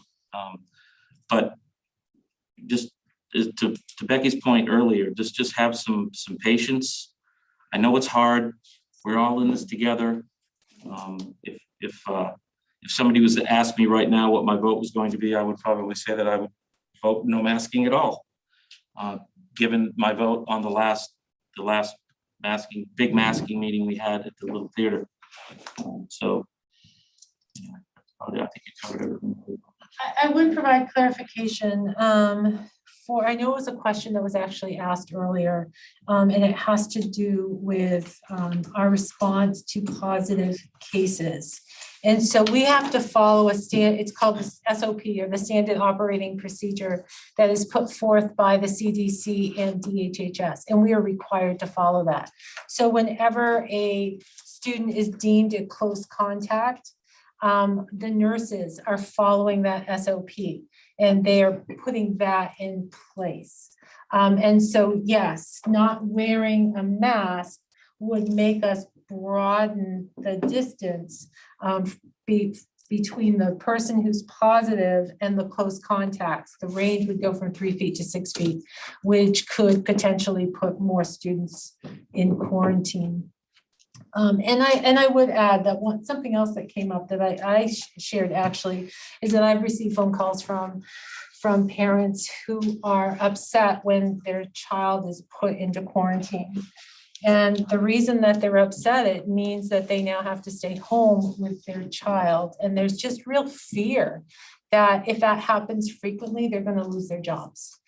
Because someone needs to stay home. So they're just like begging, please don't put my child in a quarantine. But because I can't afford it. I'm sorry, can I finish talking? Sure. So I just know that there is some fear with those families, genuine fear that they missed a lot of work last year and they just can't afford to miss work again. No, Jim had his hand raised. Yeah, I was, two questions. Are we looking at having a clinic for the 12 and under, 12 to 5? The 5 to 11, yes, actually, we just finalized that today. We're not having the clinic in school. We're going to have it on a Saturday. It's going to be at the fire station down here in Gardner. It's going to be Saturday, November 20th, and then Saturday, December 11th.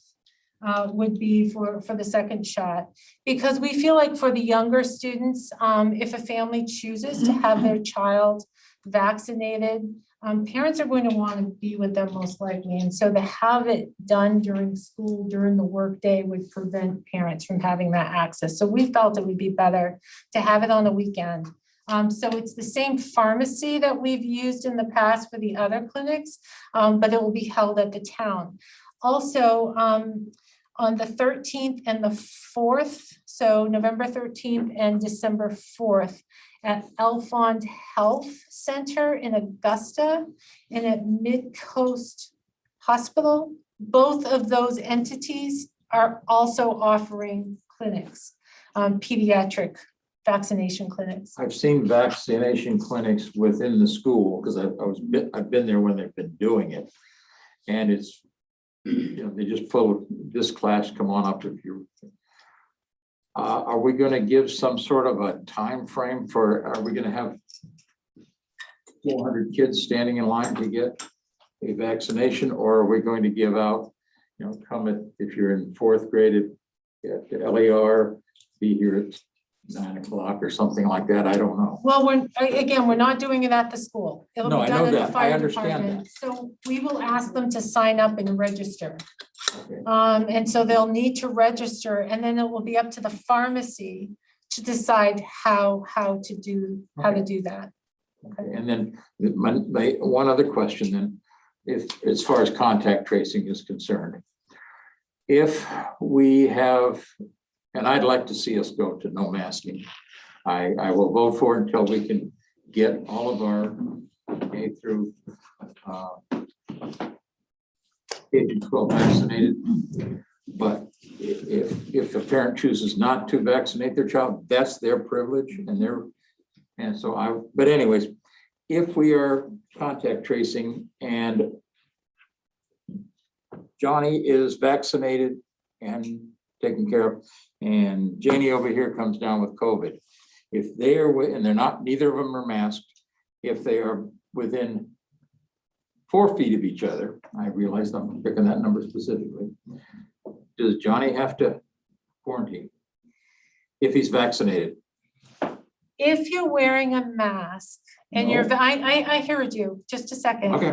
If you're wearing a mask and you are vaccinated, you do not have to quarantine if you're deemed a close contact. It is, I believe that if you are not mandating masks, then everyone who is deemed a close contact has to quarantine. Vaccinated or not? I believe so. That's wrong. I hear someone saying that's wrong. That is wrong. If you're vaccinated, you don't have to be.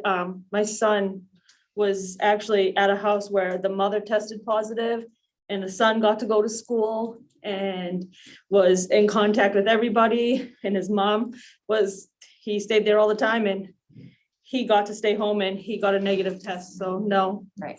Yeah. And nobody in that house was masked. I'd like to get that firmed up because I think that's a silly, we'll I never will get check back, we'll with never get our- out of masks. So if you live with someone with COVID and they come to school, it's fine to spread to everyone. I will check with our nurse. That's in the SOP. Right, I'm trying to pull which page, do you have the I page? have it here. Yeah, it's on page, oh goodness, 3.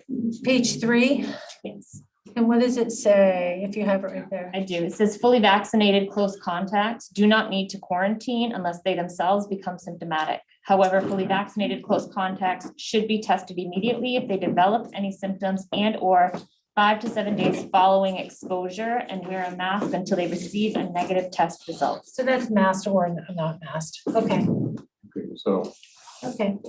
that answers my question. That's good. Thank you. Yeah, but it also goes back to the point that you can't connect the two. Yeah. Because everyone wears masks, whether they're vaccinated or not. It's still crazy.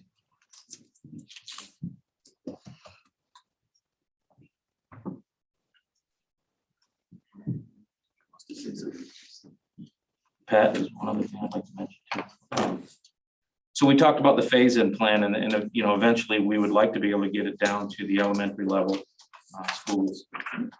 But the thought was that at some point, elementary school level kids will be able to get the vaccination, right? But it also goes back to my point. You know, and I also made the comment that at what percentage of infection is enough, right? Is it 10? Is it 20? Is it 30? Is it 40 cases? I mean, at some point you've got to say enough's enough. I don't want kids to get sick. I don't want seniors to get sick. I don't want anybody to get sick, but it gets to a point where you've got to say, if we phase into high school, you got to take a good look at it. You keep it on a short leash. If things start to spiral out of control, then obviously we'll have to go back into masks. But I'm done. Yes, Jim. I'm of the opinion that phasing it in for just the high school probably isn't going to be that effective. I can think of my own daughter's household. Junior and a fifth grader. I mean, they live together, they eat together, they breathe together, they sleep together. The whole, you know, they're on the same floors. How do you keep, and they're both, hopefully my granddaughter will be vaccinated quickly. And then my grandson is vaccinated, but as we all know, you can get COVID if you're vaccinated. So it's just a much lighter case, hopefully in most cases. But if we can get everybody vaccinated, I'm interested in seeing if we can't eliminate the masking for everybody as soon as possible. I have voted for masking. I will continue to vote for masking until the younger students can get vaccinated. And then it's a personal choice after that. And that's just my own personal opinion. But if we're taking a vote tonight, you know what my vote will be. It's mask optional. It's not, you can't wear a mask. No, I realize that. I understand that, but I can wear, you know, we used to laugh at people that would walk around with a mask on 3 years ago. Oh, what's that idiot doing running around with a mask on? Got a cold? Well, if you go to Japan, and I've been there, if anybody gets a, you know, they get a sniffle, they put a mask on. That's been for 40 years. So yeah, they were ahead of us. Yeah. And we'll probably end up doing that again. But anyways, I've talked too much. Thank you. Tony. Yeah, thanks. Yeah, while we're discussing this, I'm looking at masks, I guess, a little differently. I'm not trying to connect masks versus vaccines or whatever. I'm really looking at this as the layers of protection that we're all using and we've all been practicing. And masks aren't my favorite. I love it when I can take it off and breathe better. It's real. I get it. And it's, you know, I got to make sure I stay hydrated. I dry out, whatever. It's not always comfortable, and it's nice to have those breaks. And I can't wait to be done with this. I feel like we're not done with this. I really appreciate everybody continuing to follow the same kind of guidelines. We're all wearing masks in here tonight. I really appreciate that we're sticking to that, even as we're talking about the same thing and coming at it from different points of view, I think. I do want to really look at that we are, you know, we continue to make progress, I want to say. We were remote, fully remote in the spring of 20. And then we did, which wasn't great for students. And then we did, or many students, then we did hybrid and remote last year, obviously. And I'm really psyched that we made it back into the building. And these masks were a path to do that, in the sense of we are able to be here with lower risk of having those expanded quarantines that could come from exposure. So while masks are not my favorite tool, they are a real tool. They're simple and they're effective. We can wash them, we can hand them out when we have them. I recognize parents need to have choices and voice for their students here.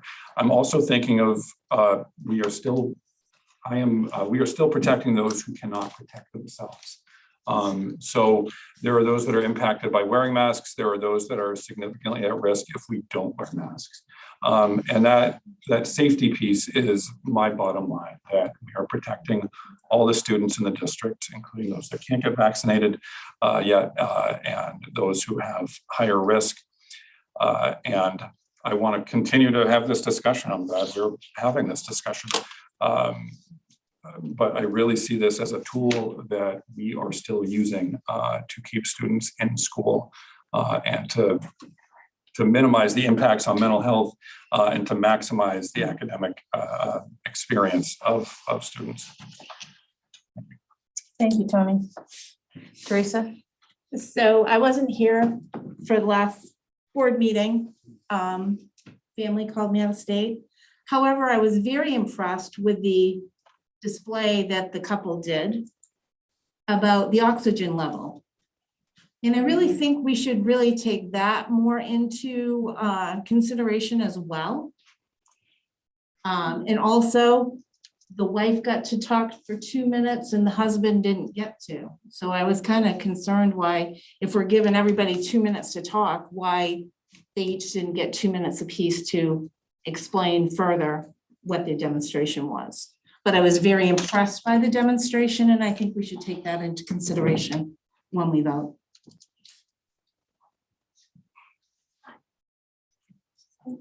Other questions? I would love to do something different right now, if that's possible. I don't know. But in order for this to work, everybody's got to forget about COVID for a few minutes.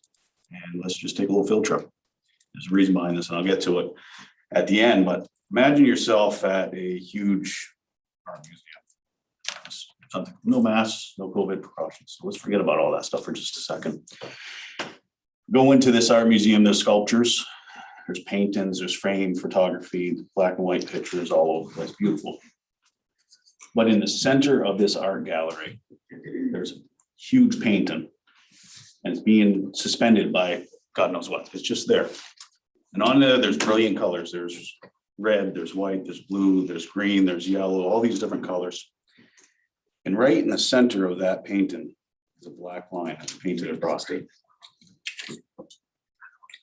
Let's come back here tonight and have each one of us take and paint that painting. When you see that picture, if you take a second look at that picture, is it in a portrait or landscape orientation? Where are the colors? And that black line in the center of the painting, how long is it? How thick is it? How dark is it? Every one of us would have a different perspective, and every one of us would paint a different picture. If I was an art professor and I would give you this assignment, everybody would be different. Who's right, who's wrong, it's how you perceived it. And the reason why I brought that up, I had a psychology professor years ago who brought that up for different things, and we were talking about debating stuff and psychology behind it. And for the past year and a half, we've been bombarded with so much information. I can sit here and show you stuff that would turn your stomach. There's a lot of talk about these vaccines. And I'll tell you right now, I'm afraid of where society's going with this vaccine. Everybody thinks that it's the saving grace and whatnot. If we go back to the beginning of the year when they started pushing these vaccines out, they talked about vaccinated people didn't have to wear masks anymore. And now they do. And the CDC was caught, and I have copies of the email. I'll be more than happy to forward it to people on the board. But the the CDC has actually changed their definition for vaccinations from protecting you from a virus till now helping you overcome the virus. Last month, there was a court case in Maine, and Shaw was there talking about the test for COVID. And the issue with that is the tests are still being run in the state of Maine at 45 cycles. Fauci came out, and the World Health Organization, actually the day that Biden was inaugurated, the World Health Organization and Fauci stated that anything over 27 cycles is going to give you a significant amount of false positives. And they recommend 27 or less cycles for these tests. There's multiple universities suing the CDC right now because they can't get a viable strain of COVID-19. These strands, these tests, the reason why these tests are being recalled at the end of the year, again, I don't know why it's not being done right now, but at the end of the year, these PCR tests and all these COVID tests are being pulled back because they're calibrated on coronavirus, which is actually the common cold. There's 7 different variants of coronavirus, influenza A and influenza B. There is no data in these tests to calibrate it for COVID-19 specifically. The information is all out there. I suggest everybody look it up. It's there. There's so much information that we're being thrown at us, and it's hard. And I understand that people have families and jobs and stuff like that, but this is something that's so important that people need to look into and whatnot. Like I said, I can show videos and pictures all day long. I give statistics and stuff like that. The problem is the rights of the parents have been taken away. And I'm speaking as a parent now, and I know I'm not supposed to because I'm a board member. But the title that I hold dearest and is most important to me is dad. And there's 2 little ones that call me that. After last meeting last month, I was talking to my boys, and they keep on asking me all the time, do we have to wear masks at school, Dad? Are you gonna fight this? What are you doing, Dad? My oldest opened up the window as I was getting into my truck, and he's like, make me proud, Dad. The next morning, before they went to school, I told, well, actually it was a workshop, so he didn't go to school that day, but I told him that when you go back to school Monday, you're gonna have to wear your mask.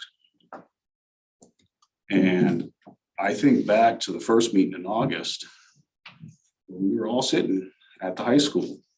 Some people had masks, and that was their choice. I have absolutely no problem if somebody wants to wear a mask.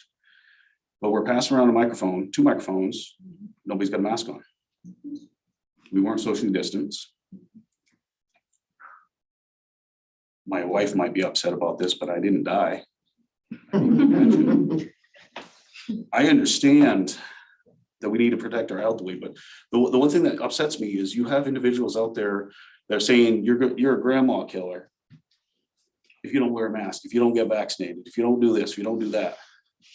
There's 5 governors in the United States right now being investigated for forcing nursing homes to take COVID sick patients into their facilities, mingling them in with the rest of the community. The first few months, 50% of the deaths from COVID was from these nursing homes.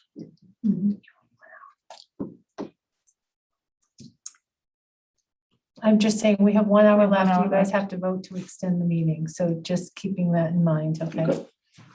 So my thing is I understand that everybody's worried, but there's more information than what we have been given to us through the mainstream media. You can go to the CDC website. It's hard to find, but you can find the information.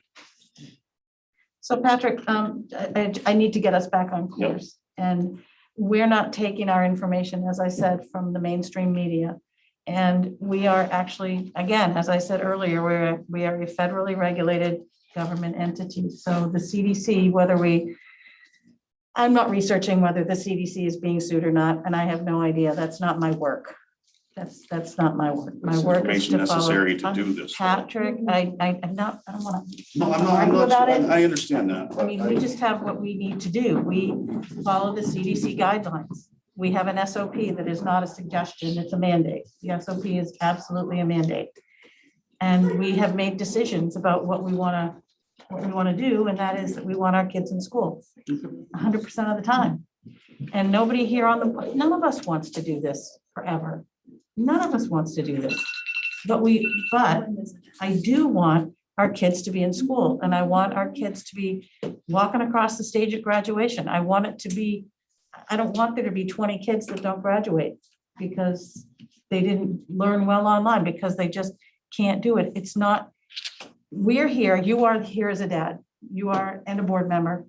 We are here for every single student. We don't have the luxury of picking faces. And I mean, I have kids, my son graduated in 2020 and he lost so much, but I can't approach my life that way because my work in this room is to look out for 2,000 kids that are not mine.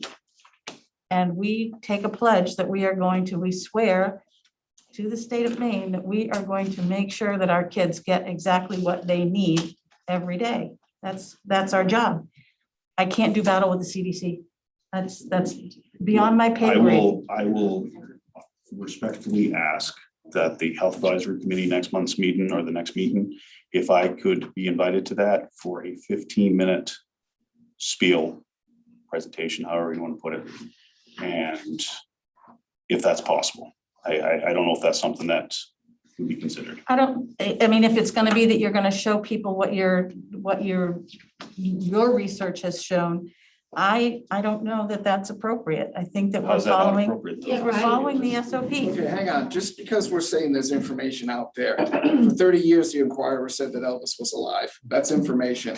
It doesn't necessarily mean if it's accurate or vetted. I'm like everybody else. The biggest thing is keeping kids in class. And, I think phasing it will be a problem because if you say the high school kids don't have to wear masks, everyone else in the district's gonna complain because that's what they do. Because everyone looks out for their own kid, plain and simple. My kids in the schools too. Another issue is someone brought up mental health because I took notes of whoever spoke. Kids might be stressed because they're wearing a mask in class. How many kids have had mental health because they weren't in school for the entire year? Probably a bigger number. So, I mean, before we get sidetracked and all this other stuff, that's just a few of the things. I'm sorry? I bet he could find that number for you. He might be able to. I just, can I? do you No, mind? this is not a discussion. As we said earlier, it's not a discussion. You can It's not email. because you don't want to hear him. No, it's just, if you would like to email us, please do. If you have something. I did, and you ignored it several times. It's okay. I would like to move forward with the vote if that's probably the best interest in time where it is 8:30 and from there. I'd make a motion that we follow the recommendation from the Health Committee and continue the mask mandate till the next month's meeting. Second from Tony. I think we've entertained all the questions that we need to at this point. All those in favor of follow? No, you need to do Roll weighted call. votes on this Yes, one. yes, I yes, need I'm to do a sorry. roll call. Yep, we do need to do a roll call for this one. Right, Veronica Babcock. Yay. Becky Fless, Yay. Teresa Garrett, Nay. Matthew Lillibridge, Yeah. Jim Lothridge, Yeah. Nicole Medore, Nay. Matt Marshall, Nay. Ange Pitteroff, Diane Potter, Yay. Patrick Saucier, Nay. Alyssa Tracy, Yay. Tony V, Yay. Gwen Bolduc Ignazia. Yay. Okay, so the vote is 8-4. And so with the weighted votes, the total of yeses comes to 8,833, and the noes are 4,779. So the vote passes. I'm raising my hand. Yes, Teresa. Hypothetically, why do we even vote when I don't know. Never mind, I'm not gonna go there.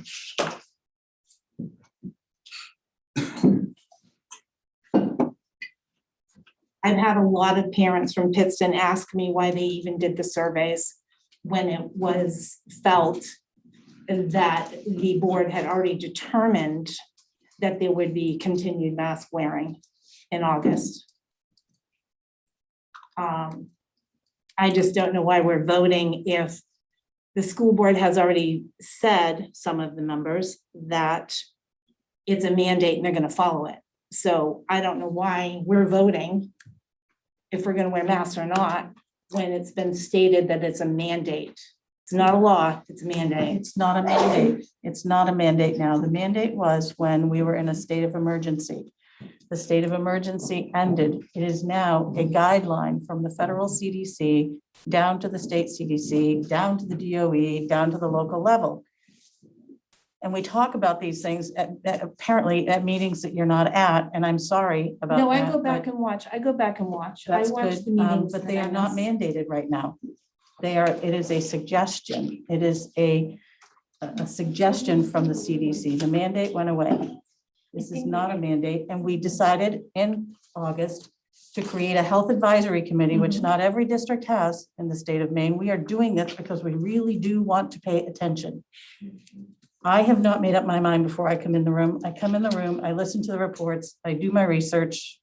I go to the meetings with the DOE every Thursday morning at 8 o'clock. And I listen to what's happening with MADSEC, with DHHS, with MPA, with DOE. With there's a number of state agencies there that all answer to the state of Maine, to the CDC, up to the federal government CDC. There's an SOP, standard operating procedure. That is the mandate. That right there is the mandate. And then underneath that, aside from that, we have to make decisions that are in the best interest of every single student. And if you know that board members are in here making up their minds before they get here, you know something I don't know. I'm relying on the Health Advisory Committee, as I hope every other board member is, to listen, to pay attention, and to be part of this conversation. This is the best we've got. And we operate as a democracy together in the room. We wait the votes because that's how it works when it's something like this. We're So doing the best we can. With the health advisory committee, who formed that? The We board did. didn't form it. Yes, we did. So, I mean, who picked the members, I guess is my question. We said it wrong. We did it together. Who's on the board? On this right here. On the Health Advisory Committee, who's on it? Yes. I know Matt is. Right, both the mats and Both mats. nurses and medical people are on it. And So who are the medical people? the Do we nurses, have Nurses, the district nurse. Do we have a list of people that are on it that's available to us? I presented to the board the makeup of the committee, yes, and the board approved and accepted the makeup. So we have our lead nurse, we have an elementary nurse, we have a parent who is a pediatric nurse. Who I know. We have another medical professional who is an assistant veterinary assistant through the Department of, I don't know, through Maine. They work for the state of Maine. So I'm sorry, I don't know the department. We tried to get our school physician, but our school physician wasn't available. We have administrators on the committee as well. Pat, correct me if I'm wrong. So we've had 2 committee meetings. Yes, The last one was definitely different from the first one, correct? absolutely. We had spirited debate. Matt was unable to attend, but he provided his input from a distance. We're on both ends of the spectrum. I'm on a no mask spectrum. At the moment, he is on a mask spectrum. Then why would there be a problem for Patrick to go to the meeting? Hold on a second. So my point would be, if you look at the vote we had tonight, it's the same exact vote we had back at the little theater, 8-4. People just haven't changed their minds yet. And providing input from a health advisory committee, it's going to do that, trust me.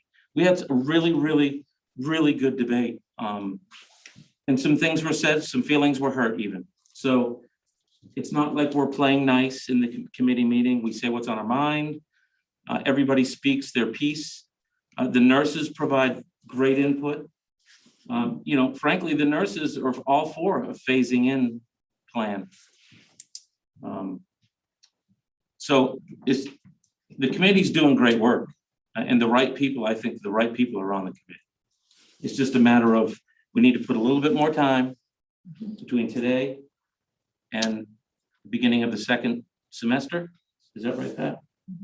And see what happens. I'm not a mask guy, never been a mask guy, never will be a mask guy.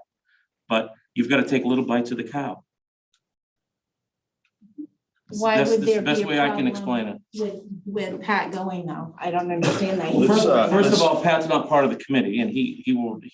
And that's why I respectfully asked okay, so I think before this goes to a place that none of us wants it to go to, let's move on with the agenda. I appreciate what you're saying, but I think they have children that I'm sure they'd like to get home to. So let's move on from this, okay? And I'm saying this respectfully. And I also want to say the Health Advisory Committee, I do respect their opinions and I do respect what they're coming from. And by no means am I trying to be disrespectful to those individuals. And if I have offended somebody on that committee, I apologize. But I think we should just, okay. Thank you, Patrick. Appreciate that. So the second part from the Health Advisory Committee is the pool testing. And again, had a conversation about pool testing, whether to implement pool testing. One of the challenges right now at the state level is their ability to actually acquire enough tests. And there is still some procedural issues. I heard around 400 school districts that have signed up for pool testing, but right now they have only about 150 who are actually doing it. So they're just not able to meet all of the demands and the needs. So based upon that and the conversation that we had with, again, one of our nurses, it was recommended not to implement and proceed with pool testing at this time. Sorry, I think Jim was first. Okay, just a question. So if we did, I think everybody knows, I always am the one to say we shouldn't do it, but I just have a question for clarification. If we were to do it, does it affect anything with contact tracing or someone who does have to stay out and then gets a negative test? I know there's been some confusion for parents when they have to get a negative test and then just the process. Would the pool testing help that at all? The pool testing does help reduce the close contact. So Okay. yes, if you're deemed a close contact, you're part of a pool test and the entire pool test is negative, then it prevents the need to close contact. Just a To clarification. quarantine rather. All right, thank you. But it doesn't impact the necessity of wearing masks. Correct. Yeah, nothing to do with that, right? Yeah. Just a point of information, I substitute teach at a high school that does pool testing. Surprisingly, went along very nicely. It wasn't bad at all.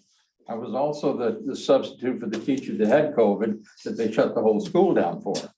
So you know you have a problem when they come and measure your desk to the next student. It's seeing how far apart, and I'm sitting there, what the heck's going on? Anyway, Frontline Jim. those are, it wasn't that hard.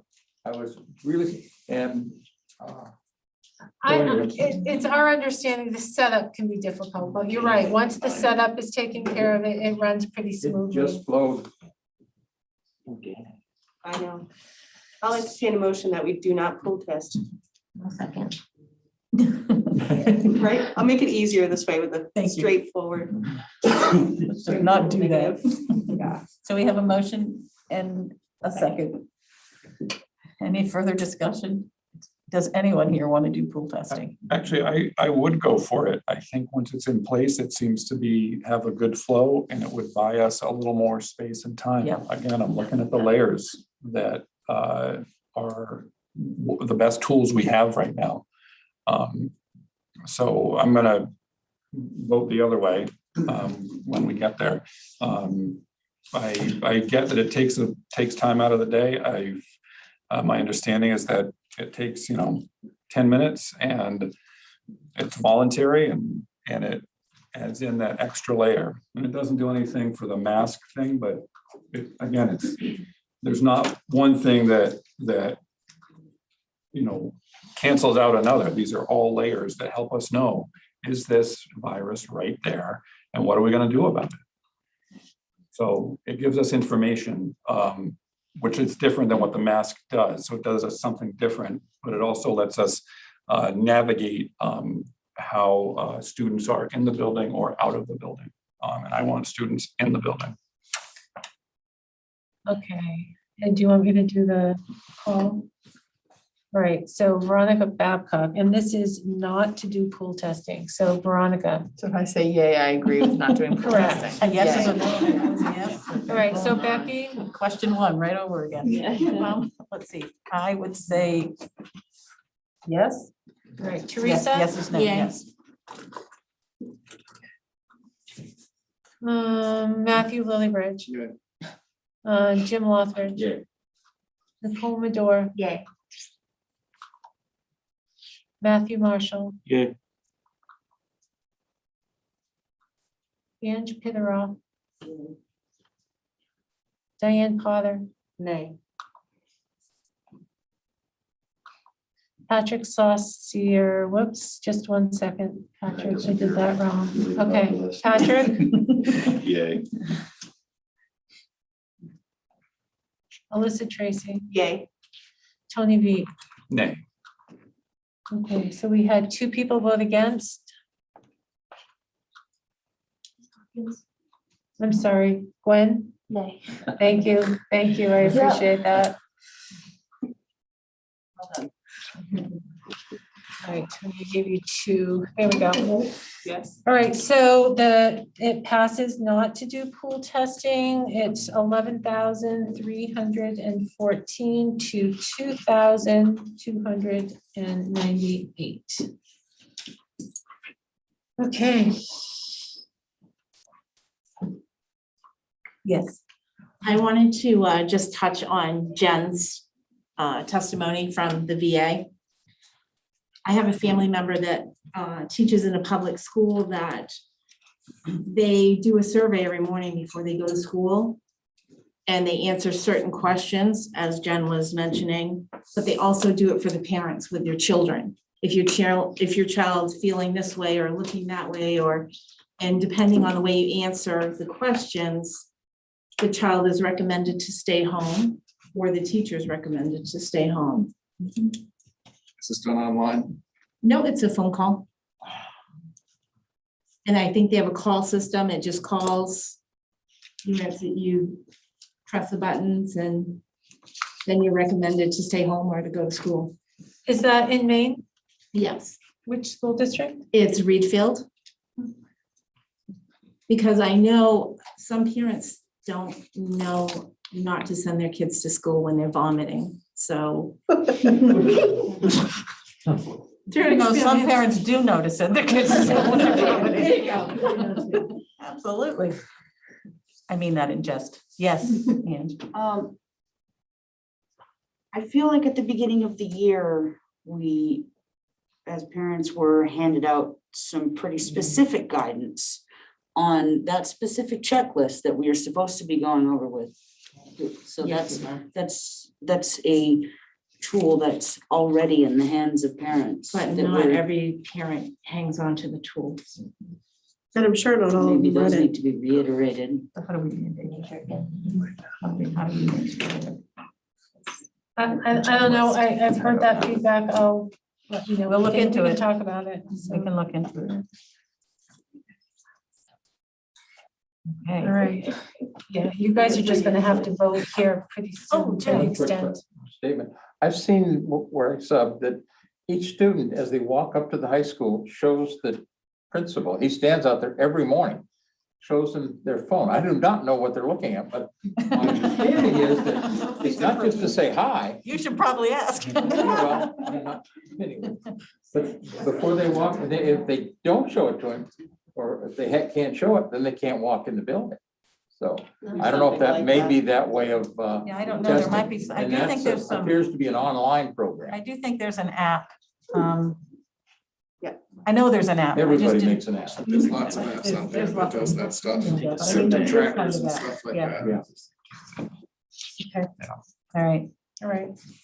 Thank you. Can you thank the health committee for their work, Pat? Yeah. If you haven't already. Yeah, please. I will, thank you. Okay, next on the agenda. This is gonna be fun. Winter sports.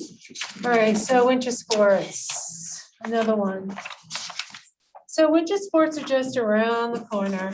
And so I thought it was important for us to begin having a conversation here about what they're going to look like, right? So I am an officer with the Maine School Board Association, and the School Board Association has been meeting with the Maine Principals Association to try to develop some consistent minimal guidelines that could be potentially considered by school boards, because no one has the authority to mandate, right? So it would be recommendations on things that we could do that's relatively consistent around the state. That work is still in progress, right? It has not been decided what those minimum standards are going to be. However, there are regions around the state where plans are starting to be developed and schools are starting to put this information out, because certainly parents need to know, students need to know on what the expectations are going to be.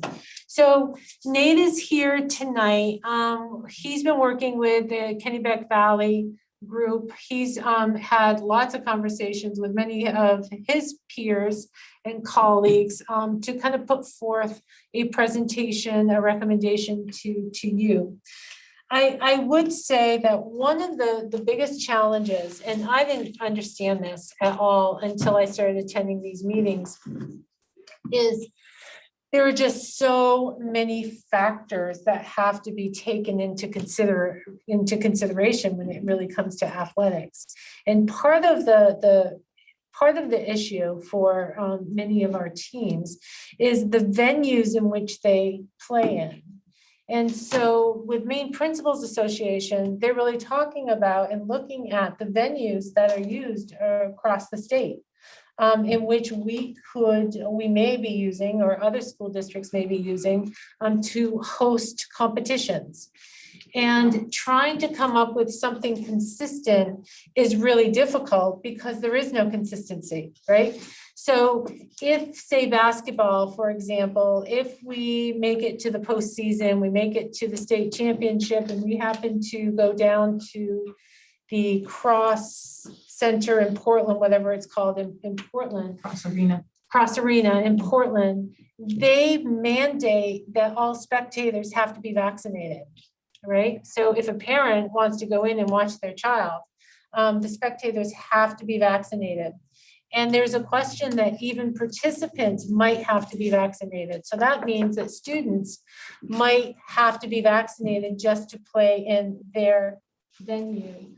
Whereas Augusta Civic Center has no restrictions. So it can be anything. And in a Bangor, there were no restrictions. And ice hockey, for example, they all have to be vaccinated. So it's a challenge. It's just a real challenge in trying to come up with that consistency.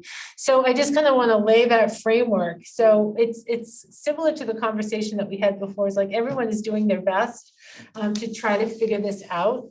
And the reason for the delay is it's just not simple. It's just very complicated. So Nate, would you like to go up to the podium Sure, I would love to. and present what our current best thinking is? Before I begin, I State your would like name. to recognize, would you state my name? State your name and what community you represent. Why I'm here. I would like to recognize our golf team this fall for winning the Class B North Sportsmanship Award from the MPA. I would also like to recognize our volleyball team for winning the KVAC championship. That on celebrations. Figured I'd take. Our volleyball team was actually undefeated in the regular season 14 in a row. Really? Yeah. And lost in the semifinals Sweet. to They a were very, awesome. very talented Cape Elizabeth team. So, very talented. Okay, so Pat has obviously outlined, all of the complexities with winter sports this year, and it's crazy. We have 27, 28 schools in the Kennebec Valley Athletic Conference, and only 2 or 3 of them so far have come up with plans on how they're going to address winter sports. And those plans are different, and it will be different probably for every single school. So we were hoping, I had an AD's meeting on Wednesday. I was hoping to be able to come back with some more information but essentially everybody's in the same boat. We're all kind of left to make our own decisions. So with information that I have received so far from looking at certain recommendations from school boards and talking with other athletic directors, I have put together a proposal for winter sports for your consideration tonight. I don't know if you have a copy of that. Okay. So here we go. I've broken it down into certain groups. So players and athletes, and this would go for high school and middle school. I asked that our athletes not or make masking optional during competition. So what that means is essentially basketball players on the floor during a game and during practices would be masking optional. While they're on the bench during a game, they would have to wear a mask. While they're in the locker room, on the buses, etc., have to wear masks. But during competition, hockey, obviously swimming is not going to wear a mask. Wrestling, I'm sure some of you know that wrestling is certainly in jeopardy this year. We have 15 officials to cover the entire state for wrestling. And we actually sent in a request from the KVAC to essentially delay the start of wrestling. As of right now, everything is supposed to be starting on November 22nd, and that includes wrestling as well. But we've asked to delay the start of wrestling because of the mask situation. We all know that if you're in a wrestling match, that mask is not going to stay on your face for longer than 5 seconds. And if you create a mask that's tight enough to stay on your face, that's going to be a hazard. So potential injury and so on and so forth. So wrestling may start a little bit later, but wrestlers probably will not have to wear a mask. One of the conversations that I did hear at our AD's meeting the other day was that the MPA may, and this is a big may, require vaccinations in order for wrestling to happen. They already did. My brother is a wrestler at Piscataquis Community High School, and he was notified last night that they are requiring vaccination. Okay, well, I haven't heard that information yet, so I will certainly look into that, but this was 2 days ago when I had my meeting and we didn't have official word. Yeah, from he the was MPA notified yet. last night, but from his coach, that the MPA is requiring it. They didn't say that in the morning meeting today either. Weird. They didn't bring it up in the morning meeting. Right, and I figured they would have, and typically we would get memos as athletic directors directly from the MPA. I haven't received nothing. anything. It's an option. It's certainly being discussed. Yeah, we've already called the MPA and they're confirmed. The other recommendation that I made is, this is again for players and athletes, that masking for all athletes become optional when our designation drops to yellow or less. And that would mean essentially that for players sitting on the bench, for players that aren't participating in games and so on and so forth, that would be optional as well. And essentially, I already said masks will be worn on the school bus. Officials would be expected to wear a mask if both teams are required to wear a mask. And so what I mean by that is if we decide tonight to make masking optional for those athletes who are participating in the game, there are going to be schools there are schools already that have decided they're going to go that route. Camden Hills is one of them. They are going to make masking optional for those athletes that are participating in games. Belfast is another school. And I believe Maranacook is masking at all times and Coney is masking at all times. So those are the 4. There's a spreadsheet that's going around that I have access to. So schools are filling it out as they make their decisions.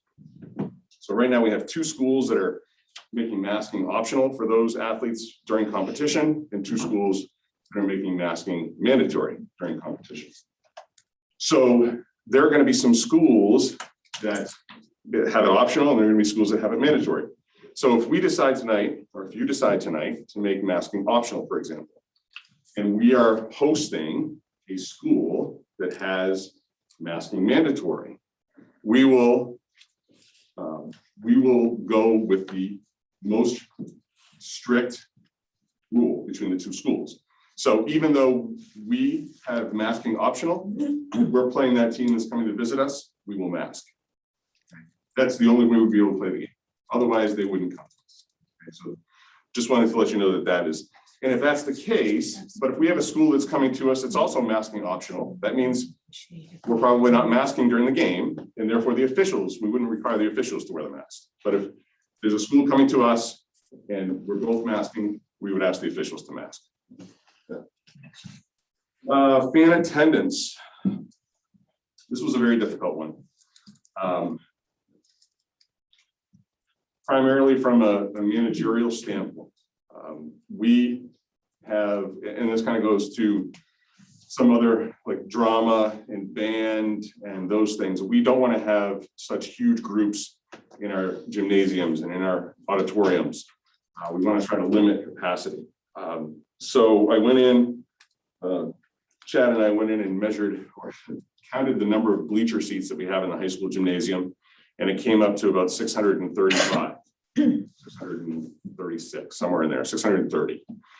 And we figured we'd go with 50% capacity.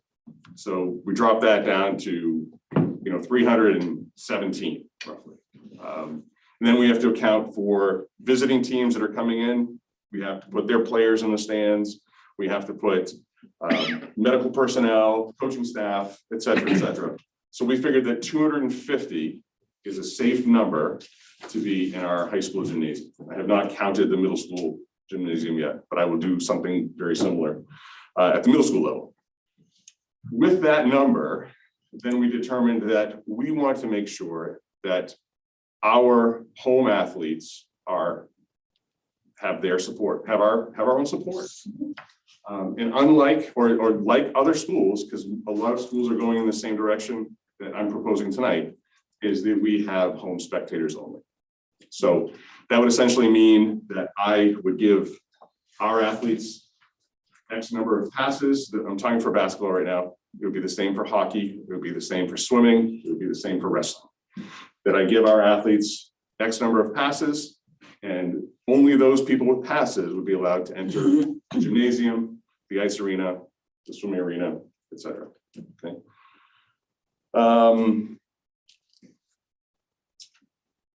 Of course, the Camden Ice Vault, that's where we play most of our hockey games. They are going to have their own limit restrictions or requirements or capacity limits. So we will abide by their capacity limits. We're still, even though we're playing at the Camden Ice Vault for hockey, for our home games, and we will be swimming at the Kennebec Valley YMCA, we are still renting those spaces and therefore using our guidelines in those facilities while we're renting. Admission will still be charged. It was not charged. Well, we didn't have spectators last year, so admission will be charged for basketball. Admission will still be charged for hockey. And for spectators will be required to wear masks at all times while inside our facilities, while inside the other facilities as well. Pep band and cheerleaders. Cheerleaders may attend home games only, and cheerleaders must be masked during sideline competition. During their competition, which is KVACs, regionals, states, I would put them under the same guidelines as competitors, athletes, while they're playing in their competition, and make masking optional for them during those times. And it looks like it's going to be virtual again this year for the cheerleading competitions, at least at the KVAC level. And then once they go to regionals and once they go to states, it might be at a larger venue where those protocols would apply. Okay. Due to spectator limitations, pep bands will not be allowed at our indoor games this year. And concessions. We will sell concessions at the high school basketball games. We are not going to allow food or drink inside the gymnasium, primarily because people will take their masks down and they will milk a soda for 3 hours. We don't want that to happen. Same thing with a bag of popcorn. So no food or drinks inside the gymnasium, and food or drinks must be consumed in the gym lobby. So that is my proposal for winter athletics. Yes, ma'am. So there were no spectators last year at basketball games? Correct. How about volleyball games? No. We didn't have volleyball. Sorry, we had it in the spring last year, but no spectators. About fall volleyball Yes, we had spectators. from both. Yes. You're telling me a lot of these schools are not allowing visitor spectators into their gyms Correct. to watch their kids play, even though they did it during volleyball. Yeah. That's what I was trying to get at. Yeah, and you know, we all know that basketball is king in the state of Maine, and everybody expects large crowds for basketball. You know, shoulder to shoulder, packed houses. It happens every single gym. Volleyball traditionally does not draw large crowds. We did this year because we had a very good team. I'm gonna say until you're undefeated. Yeah, until you're undefeated. And then at that point, it's kind of too late to pull back the reins. So yes, that's In live streaming? live streaming. We're working with Munsing Media right now. We got a quote from Munsing Media the other day for about $9,500 to do all of our basketball games. That includes freshmen. We don't have a freshman. We may have a freshman girls team, but we haven't in the last couple of years. But that's to do freshman boys, JV boys, varsity boys, JV girls, and varsity girls basketball. Every single one. Trying to see if we have the money somewhere to come up with it. If we can't, then we'll try to find another way. Terry was talking about that today. We might be able to find another way to do live streaming on either through Huddle, which is a program that we already have for football, or through Gardner Athletics Facebook page, which I essentially manage. So for the ice vault, Yes, you know, Gardner plays Coney, they'll just kind of split it at the red line and say, you know, half is Gardner fans, half is Coney fans. no Coney fans, I'm sorry? no Coney fans, no visitor spectators. Oh, whatever's the home team, I guess, for the, Yes. okay. Yep. Yep. So Coney's in actually every single school that I listed before that is on that spreadsheet. None of those schools are allowing visitor spectators. And I feel that once that form is filled out, I think there may be only a couple schools that do allow visitor spectators. I think most of them will not. I'm glad you are. We're not allowing visitor spectators. I mean, that you're. Well, that's my proposal, sorry. Right. Yeah. And then that home barn, the ice vault. has Right, that. the ice vault has a home barn too, right? Yeah. Are any of the other schools providing exceptions in cases where maybe a visiting student has somebody coming with them that's their ride home? Are they making variances for limited purposes? We haven't had that discussion yet. I don't know. The answer to that, sorry. So basically the MPA told the districts figure it out. Exactly. Exactly. Remember And that's they did why. that last year too. That's why it's, yeah, and that's why, well, at least That's last not a year, bad thing. at least last No, year, at least last year during winter sports, they said no spectators. MPA said that. This year, they're like, figure it out. And that's why, you know, the other day at our athletic directors meeting, we were all over the place. And I've talked to Pat, I don't know how many hours in the last couple of days. I mean, it's been, what are we gonna do? Seriously, what are we gonna do? And so it's been crazy trying to come up with something with consistency. Well, then last year, remember, there wasn't the executive order from the governor, so they Right. had some authority to Yeah. mandate. Now, without that, they don't have the authority to mandate. And as I said, what they're struggling with is the fact that there are so many different requirements for each venue. And yes, as we've spoken many times, and I've been in a meeting, as I said, with the Maine Principals Association, and I've also spoken with all of the superintendents around Kennebec Valley. And it's the same thing. We just circle around and around, and we just can't come to an agreement. So I can understand why the Maine Principals Association isn't putting out any expectations or any standards, because there is not going to be agreement around the state. Right. Yes, ma'am. So 250, right, at a basketball game, for example. Just off the top of your head, how many tickets per ball player? It's going to depend on what our numbers look like on our teams.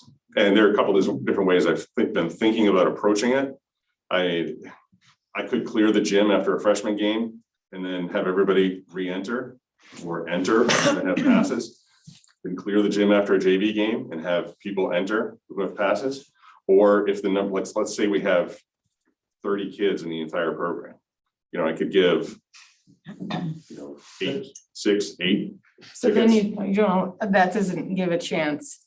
I don't agree with the limited spectators, but I'm trying to be open-minded. That doesn't give any of our students a chance to come support their fellow students. Well, it would, absolutely. I mean, if they're gonna give, if each athlete gets, 6 or 8 passes, they could give them to whoever they want, and they would give them, some of them to their friends. I just think if we're not allowing other teams to have spectators, I don't personally think you're gonna get 600 people in that gym this winter. I personally think we should not have a limit on the spectators. That's my own opinion, especially where they had no spectators last year. And we have lots of other venues that are, and I know the hard work you've done for this because we've talked about it with the concession thing. I just, people have been going to other sporting events through the summer, through the fall with as many spectators. I mean, the volleyball match down at Yarmouth, Class C, that gym was packed. Everybody wore masks, but they were all in there. So it's just my 2 cents. I am well aware of it. I mean, if you look at college sports, for example, look on Saturday, watch some games on TV. Right. You've got 100,000 college students in Ann Arbor, for example. Do they have a COVID problem there? I don't know. The school's letting them do it, and none of them are masked. So I don't know. Kind of agree with. What Pat alluded to as far as the venues too. For instance, ice hockey is going to be, our ice hockey players are, so for instance, we go to the University of Maine, the Alphon Center to play hockey against John Baptist, against other couple of teams. In order to play in that venue, all of our ice hockey players and our spectators will have to be vaccinated or show a negative COVID test within 72 hours. Some venues like Bates and Bowdoin, that's the same thing, only have to show a negative COVID test within 24 hours or be fully vaccinated. It's going to be a logistical challenge this winter to be able to get that information to our athletes, to our coaches, to our spectators, to our parents from each single individual venue that we're playing at from game to game. It's going to be a challenge. Are you gonna have tests for them to take? I am not Rapid having tests for them to take, no. They'll have to either do it on their own, go to the pharmacy and have it done and show proof of that. Or I'm not sure, some other way. And then it gets down to like our game workers. We don't have necessarily a lot of people that are willing to work games these days. And if you put somebody at a door at an ice hockey rink who is, the Camden Ice Ball, they have their own personnel working there. The expectation is not that they're checking passes to see who's Gardner. So I'm going to have to put somebody on the door there to check passes and then make sure that they're part of the Gardner, fan base. So there are going to be some other challenges that go along with this, and it's the same thing with basketball too.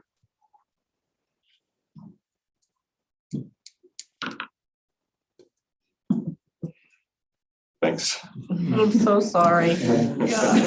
Yeah, Chad's had his hand up a bit. Chad, can you come up to the, Come on up, buddy. please? You have the energy to walk to the podium, state your name and tell us why you're here. Promise to tell the truth, hold the truth. Nothing but the truth. Judge Judy. The 50% capacity was our attempt to strike a balance for everybody, so that when people come to the basketball games, for example, we know that families are going to sit together and they're not going to have to be shoulder to shoulder, because my family would sit with my family and that will create space between my family and Nate's family, and so forth. So it was designed to make it a comfortable environment so that it wasn't an overcrowded situation, so that people would feel comfortable, whether they're pro-mask, not pro-mask, doesn't really matter. It's whether they're comfortable being in a venue of that nature. Yes, I watch football every Sunday. bits and pieces of it, 100,000 people, no mass, Patriots games, you name it. In our environment, we're trying to replicate what we're doing in school with athletics being an extension of school. And again, whether you guys just, batted around the mask, no mask thing for an hour and a half. So that's something that we're taking into consideration as we're trying to come up with a proposal that's going to be palatable for everybody. So that was where we came up with the 250 is to give us, a fair number of fans, because the kids have all said to us, we'd love to have fans. And then the priority is our fans, because our kids know our fans, they want our fans there. So the priority was for our fans to be at our venues versus other fans. We talked about giving, visitors teams 2 passes for kids, for their parents. But then when push came to shove, it was that let's just have our fans be there just like everybody else is doing. So, and then to spill it over into school, one of the things that I've talked about with our theater folks, and I'll talk about with our music folks, is a 50% capacity in our little theater. We've got about 250 seats in there.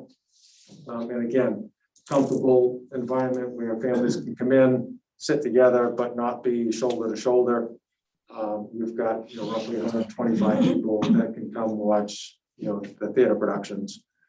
So whatever we do with athletics, I want to do with our extracurriculars so that we're being consistent. So that's just my 2 cents on the process. Thank you, guys. Yes. Is there enough time when the winter sports start, like the actual games, stuff like that, to reevaluate the capacity? I'm assuming that that's already in the works. Like if you want to increase it or decrease it, are you leaving leeway for yourself on this, or is it gonna be 250 for the entire season? That's up to you guys to decide. That's my initial proposal. I'm certainly not, again, we've gone round and round over different scenarios and all these, what do we do this? Do we do this? What's the right answer, right? Yeah, exactly. We're trying to keep our opinions out of it because it's not about us. Whether what I prefer doesn't necessarily matter. It's what I think fits into the grand scheme of. I'm just wondering if there'd be enough games between this school board meeting and the next school board meeting, so that way there you can come back and say, hey, listen, 250 is too much. Can we bring it down? Or hey, 250 is not enough. Can we? For basketball, the games don't start until December 10th.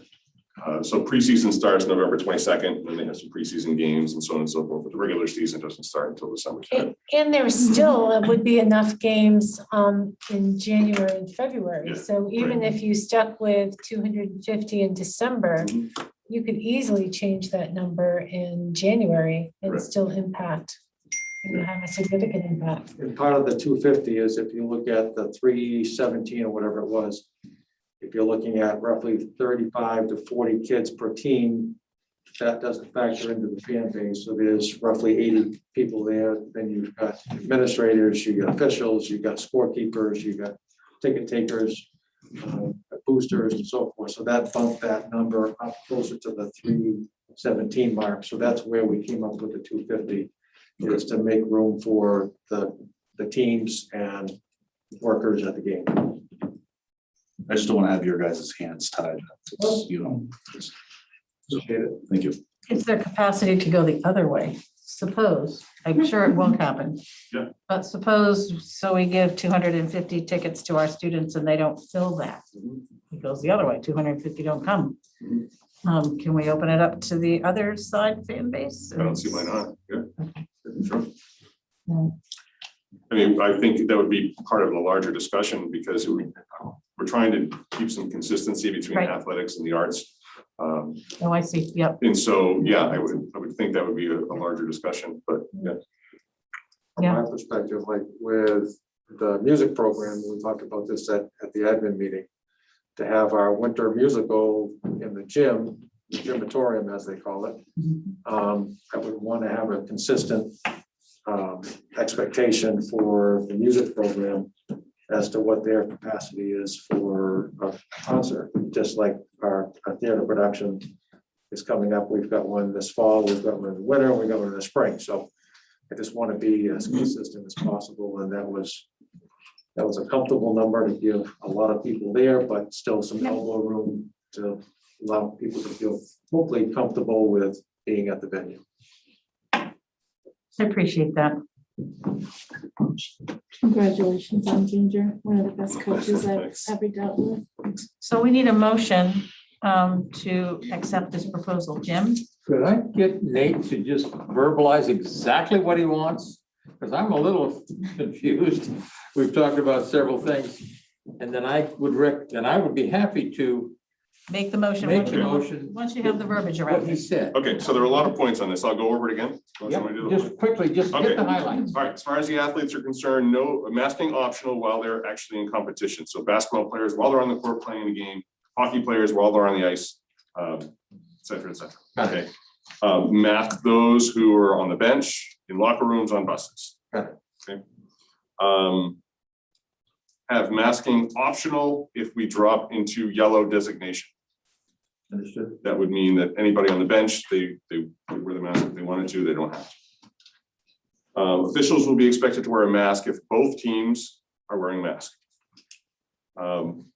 If we're facing a team that does not have the same guidelines as we do, so for instance, if we decide to make masking optional during competition, then we would use the strictest guidelines. So if they are masking during competition, that's their school policy, and ours is it's optional, we would revert to the most strict guidelines, which in that case, we would mask our home team.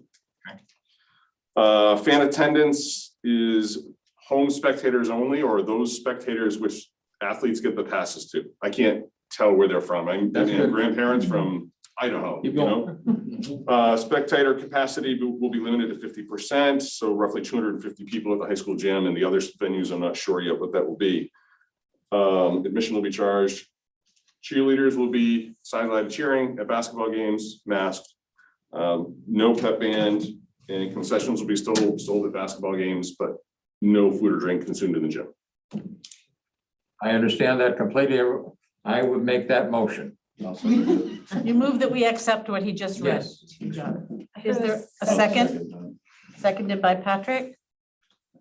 More questions or? What are we doing right now for fall?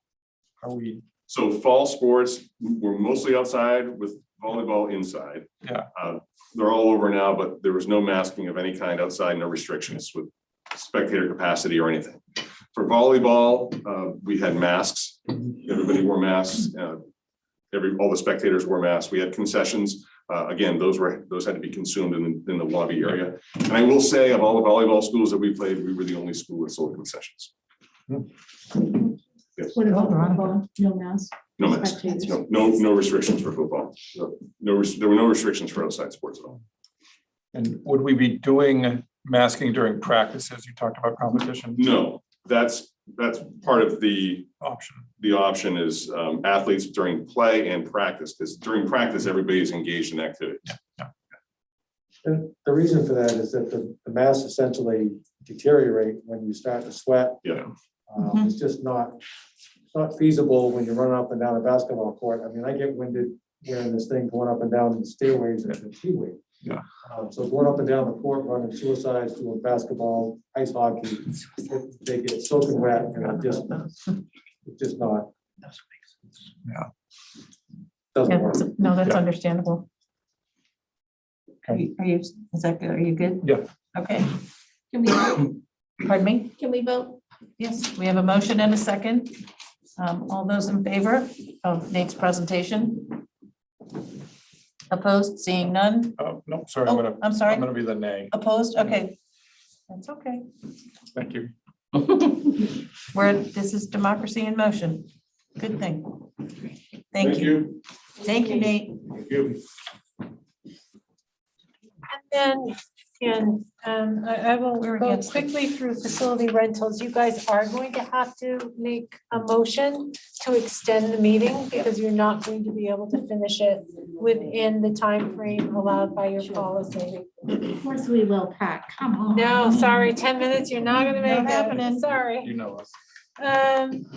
Although we can try to be fast. Okay, so we talked about this last meeting and I know that there's been a lot of talk in the community about facility use. So I thought it was really important to just kind of touch upon that again.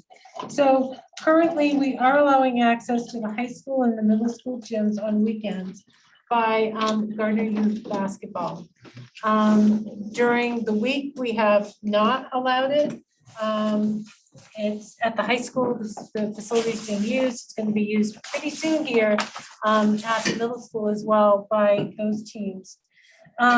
We have not allowed use at the Helen Thompson School, Riverview, Pittston, Randolph, or LER. Although we're gonna open up LER, okay? But at the Helen Thompson, at Riverview, at Pittston, Randolph, the gyms are being used during the week for lunches to accommodate the need for the 6-foot distancing. At the Pittston Randolph School and at Helen Thompson, we were also using that space for storage for our modular units. Now that's gonna go away, but they're still using those spaces. And so we're not able to allow the public in. It's just so much work to pick up the gymnasium, put away the tables, set the tables back up. And so they're just not available. At LER, we've revisited, we've looked at the situation. Karen doesn't need the gymnasium for lunch in the same manner that the other 3 elementary schools do. So we're going to be able to open up her school on weekends, and she is going to be able to open it up at night. We've spoken with the custodial staff, and they feel like they will be able to clean and make sure that it's ready for the opening of school the next day. So it may not be every night, but it may be open. So that's what we can do. So I hope that addresses folks' concerns in the community with what we are able to accommodate and what we're not able to accommodate. Can I ask a quick question about the youth basketball? With these rules that we passed for the sports teams for our schools, will those be passed on to that organization where the children play in cannot wear masks unless they're on the bench? We will notify them that whatever rules are in place for us, they will have to follow as well. So their spectators will have to wear masks. The students who are in play will not have to wear masks, but yes, if they're not in play, they will need to. And the capacity will be at 50%.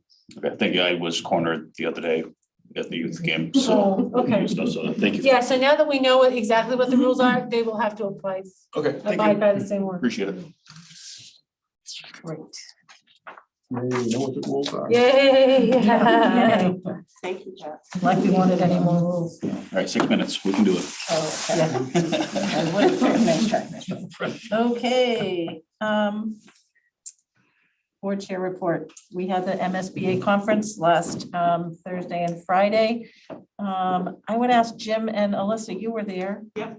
I didn't win a prize this year, but that's I was so okay. sad. I was so sad. I was I know. watching you on the leaderboard all day long. Jim responded to did. last year's text to me this year, though. So that was good. Jim, I appreciate it. Yeah, he was like, hey, I'm never on here much. And I was like, oh, that was last year's message. But it's fine. It's so fine. Almost getting to the point I could do messaging. But anyways, There's hope for all of us. I know, Yay. yeah. It was very good, I guess. it was good, good. Yeah. I'm trying to stay awake the first day. Yeah. I had some of the worst, but the second day, oh, they were fantastic. Yeah. Lot of great clinics. Yeah, I picked the wrong ones. I mean, I'm sorry, but I did. I thought they would be good.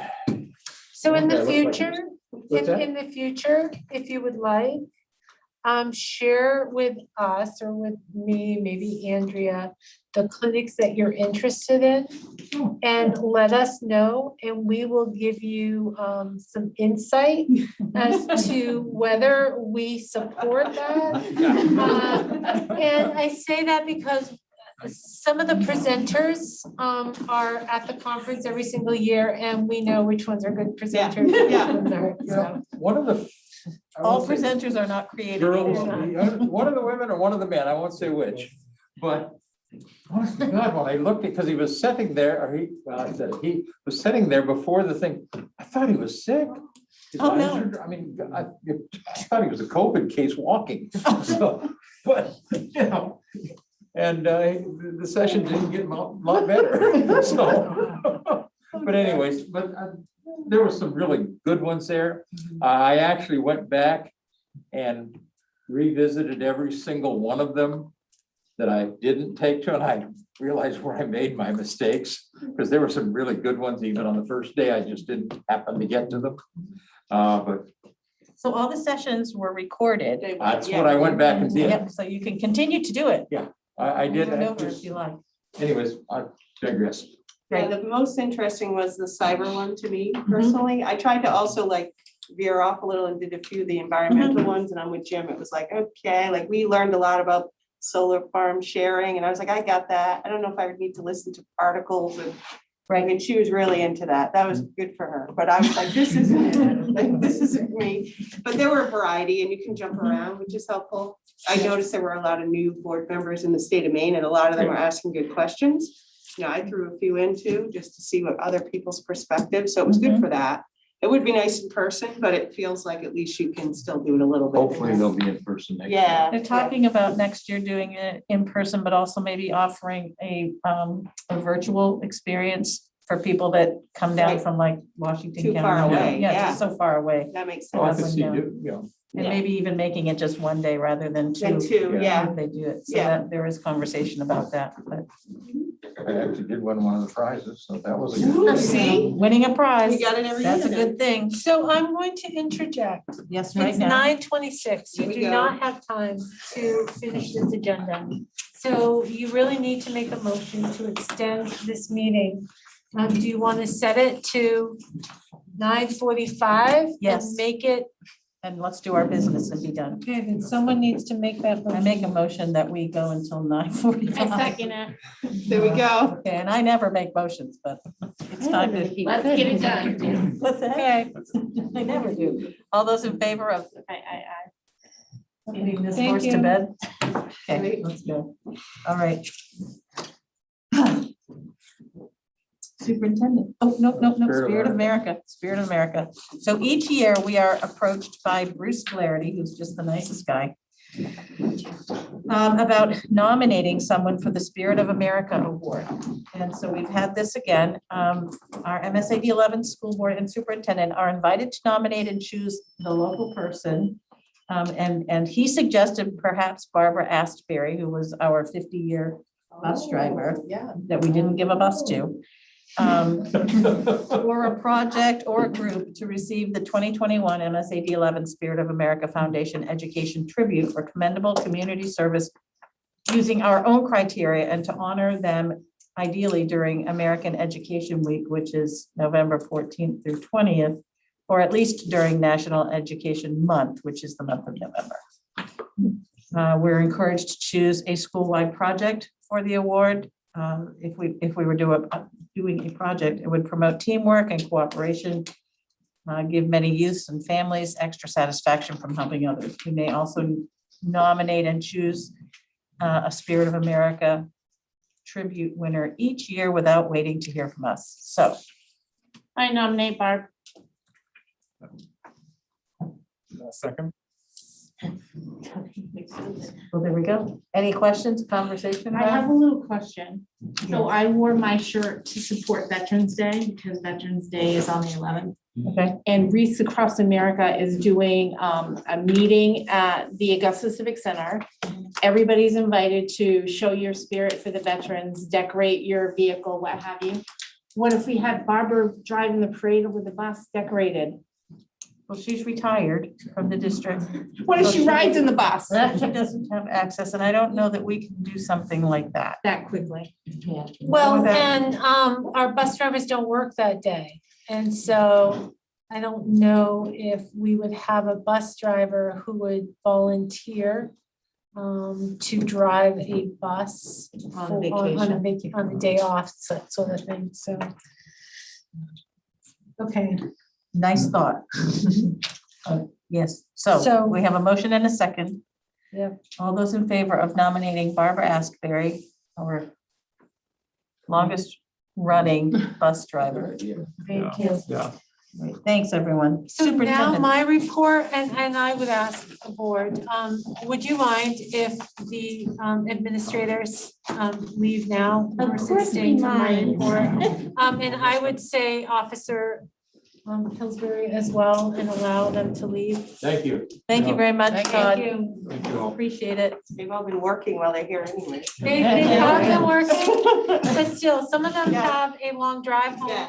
Yes. And they've had a very long day. and Angela has so to stay. We're only having a couple more minutes. So. Thank you all very much. Thank you, good Good night, night. all. So my report on vaccination clinics, we've already discussed that. So I'll skip over that. We failed to remind you that Hope Field, the ribbon cutting ceremony is tomorrow. So for everyone who can attend, it's at 4:30. We've invited all the donors and asked the donors to be there by 4:10 if they want to have their photo taken next to their logo. We'll do the ribbon cutting. Becky will lead that, and then we will have students play. We have girls soccer starting at 5 o'clock for about 45 minutes, and it will be black on orange. And then we'll have boys soccer, and then we will have football. So we're really excited about that. The whole thing should be over by 8 o'clock at the latest. We'll have the lights on, so it'll be really fun to work. To have them play under the lights. And then I think middle school actually gets time on Saturday, so that they can play in the field. So that's really cool. So if you're able to be there, I would encourage you to do so. It should be fun. And my understanding is that boosters, they will have some, no?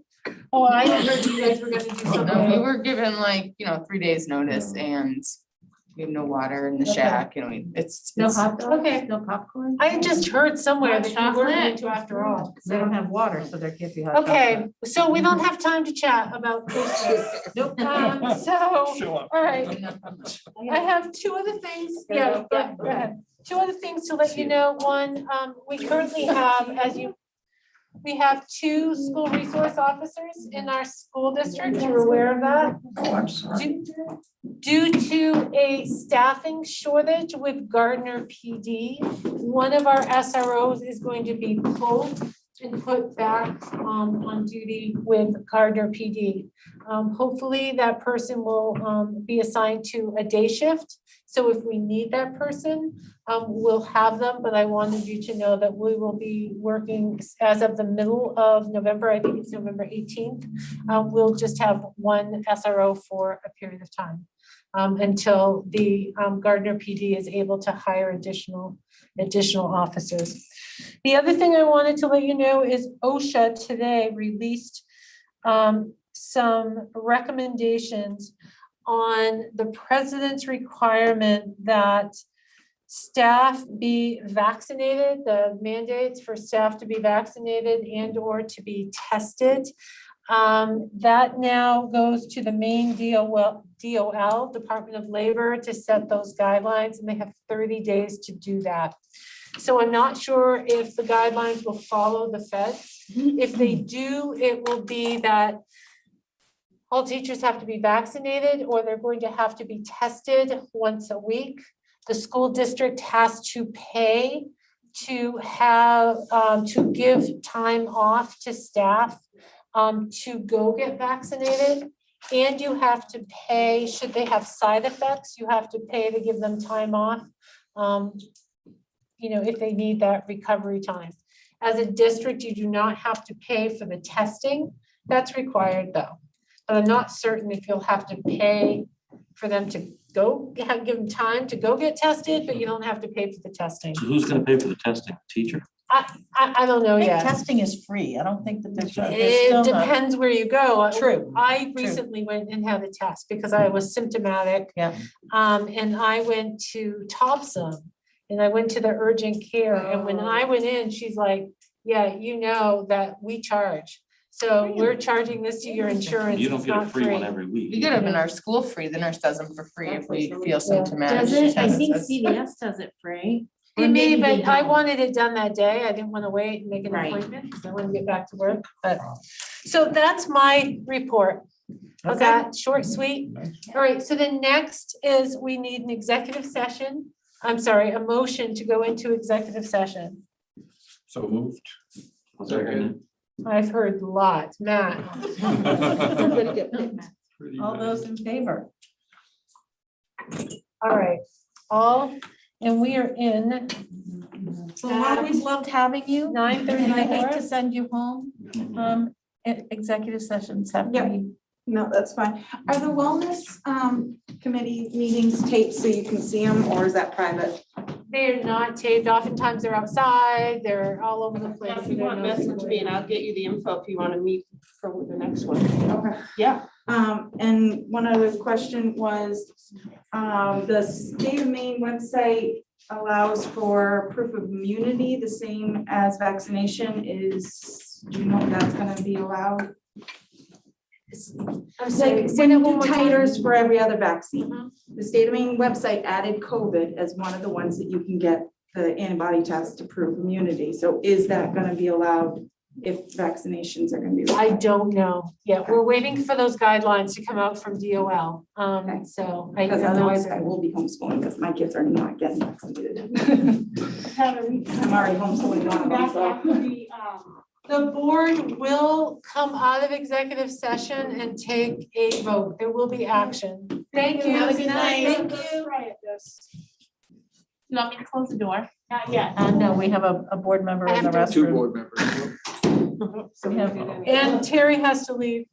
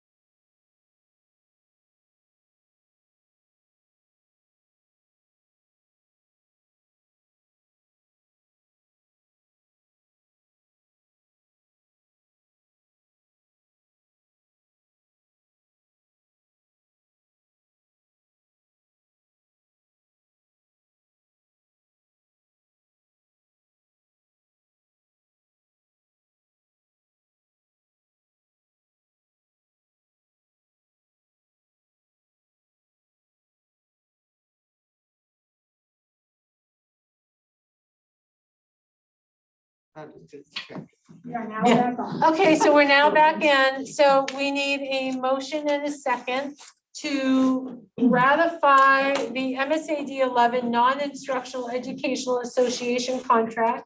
It's a 2-year contract that went into effect September 1, 2021, and it will expire August 31st, 2023. And this is for our food service staff. I'll make that motion. I will second it. Alrighty, all those in favor? Great, motion carries.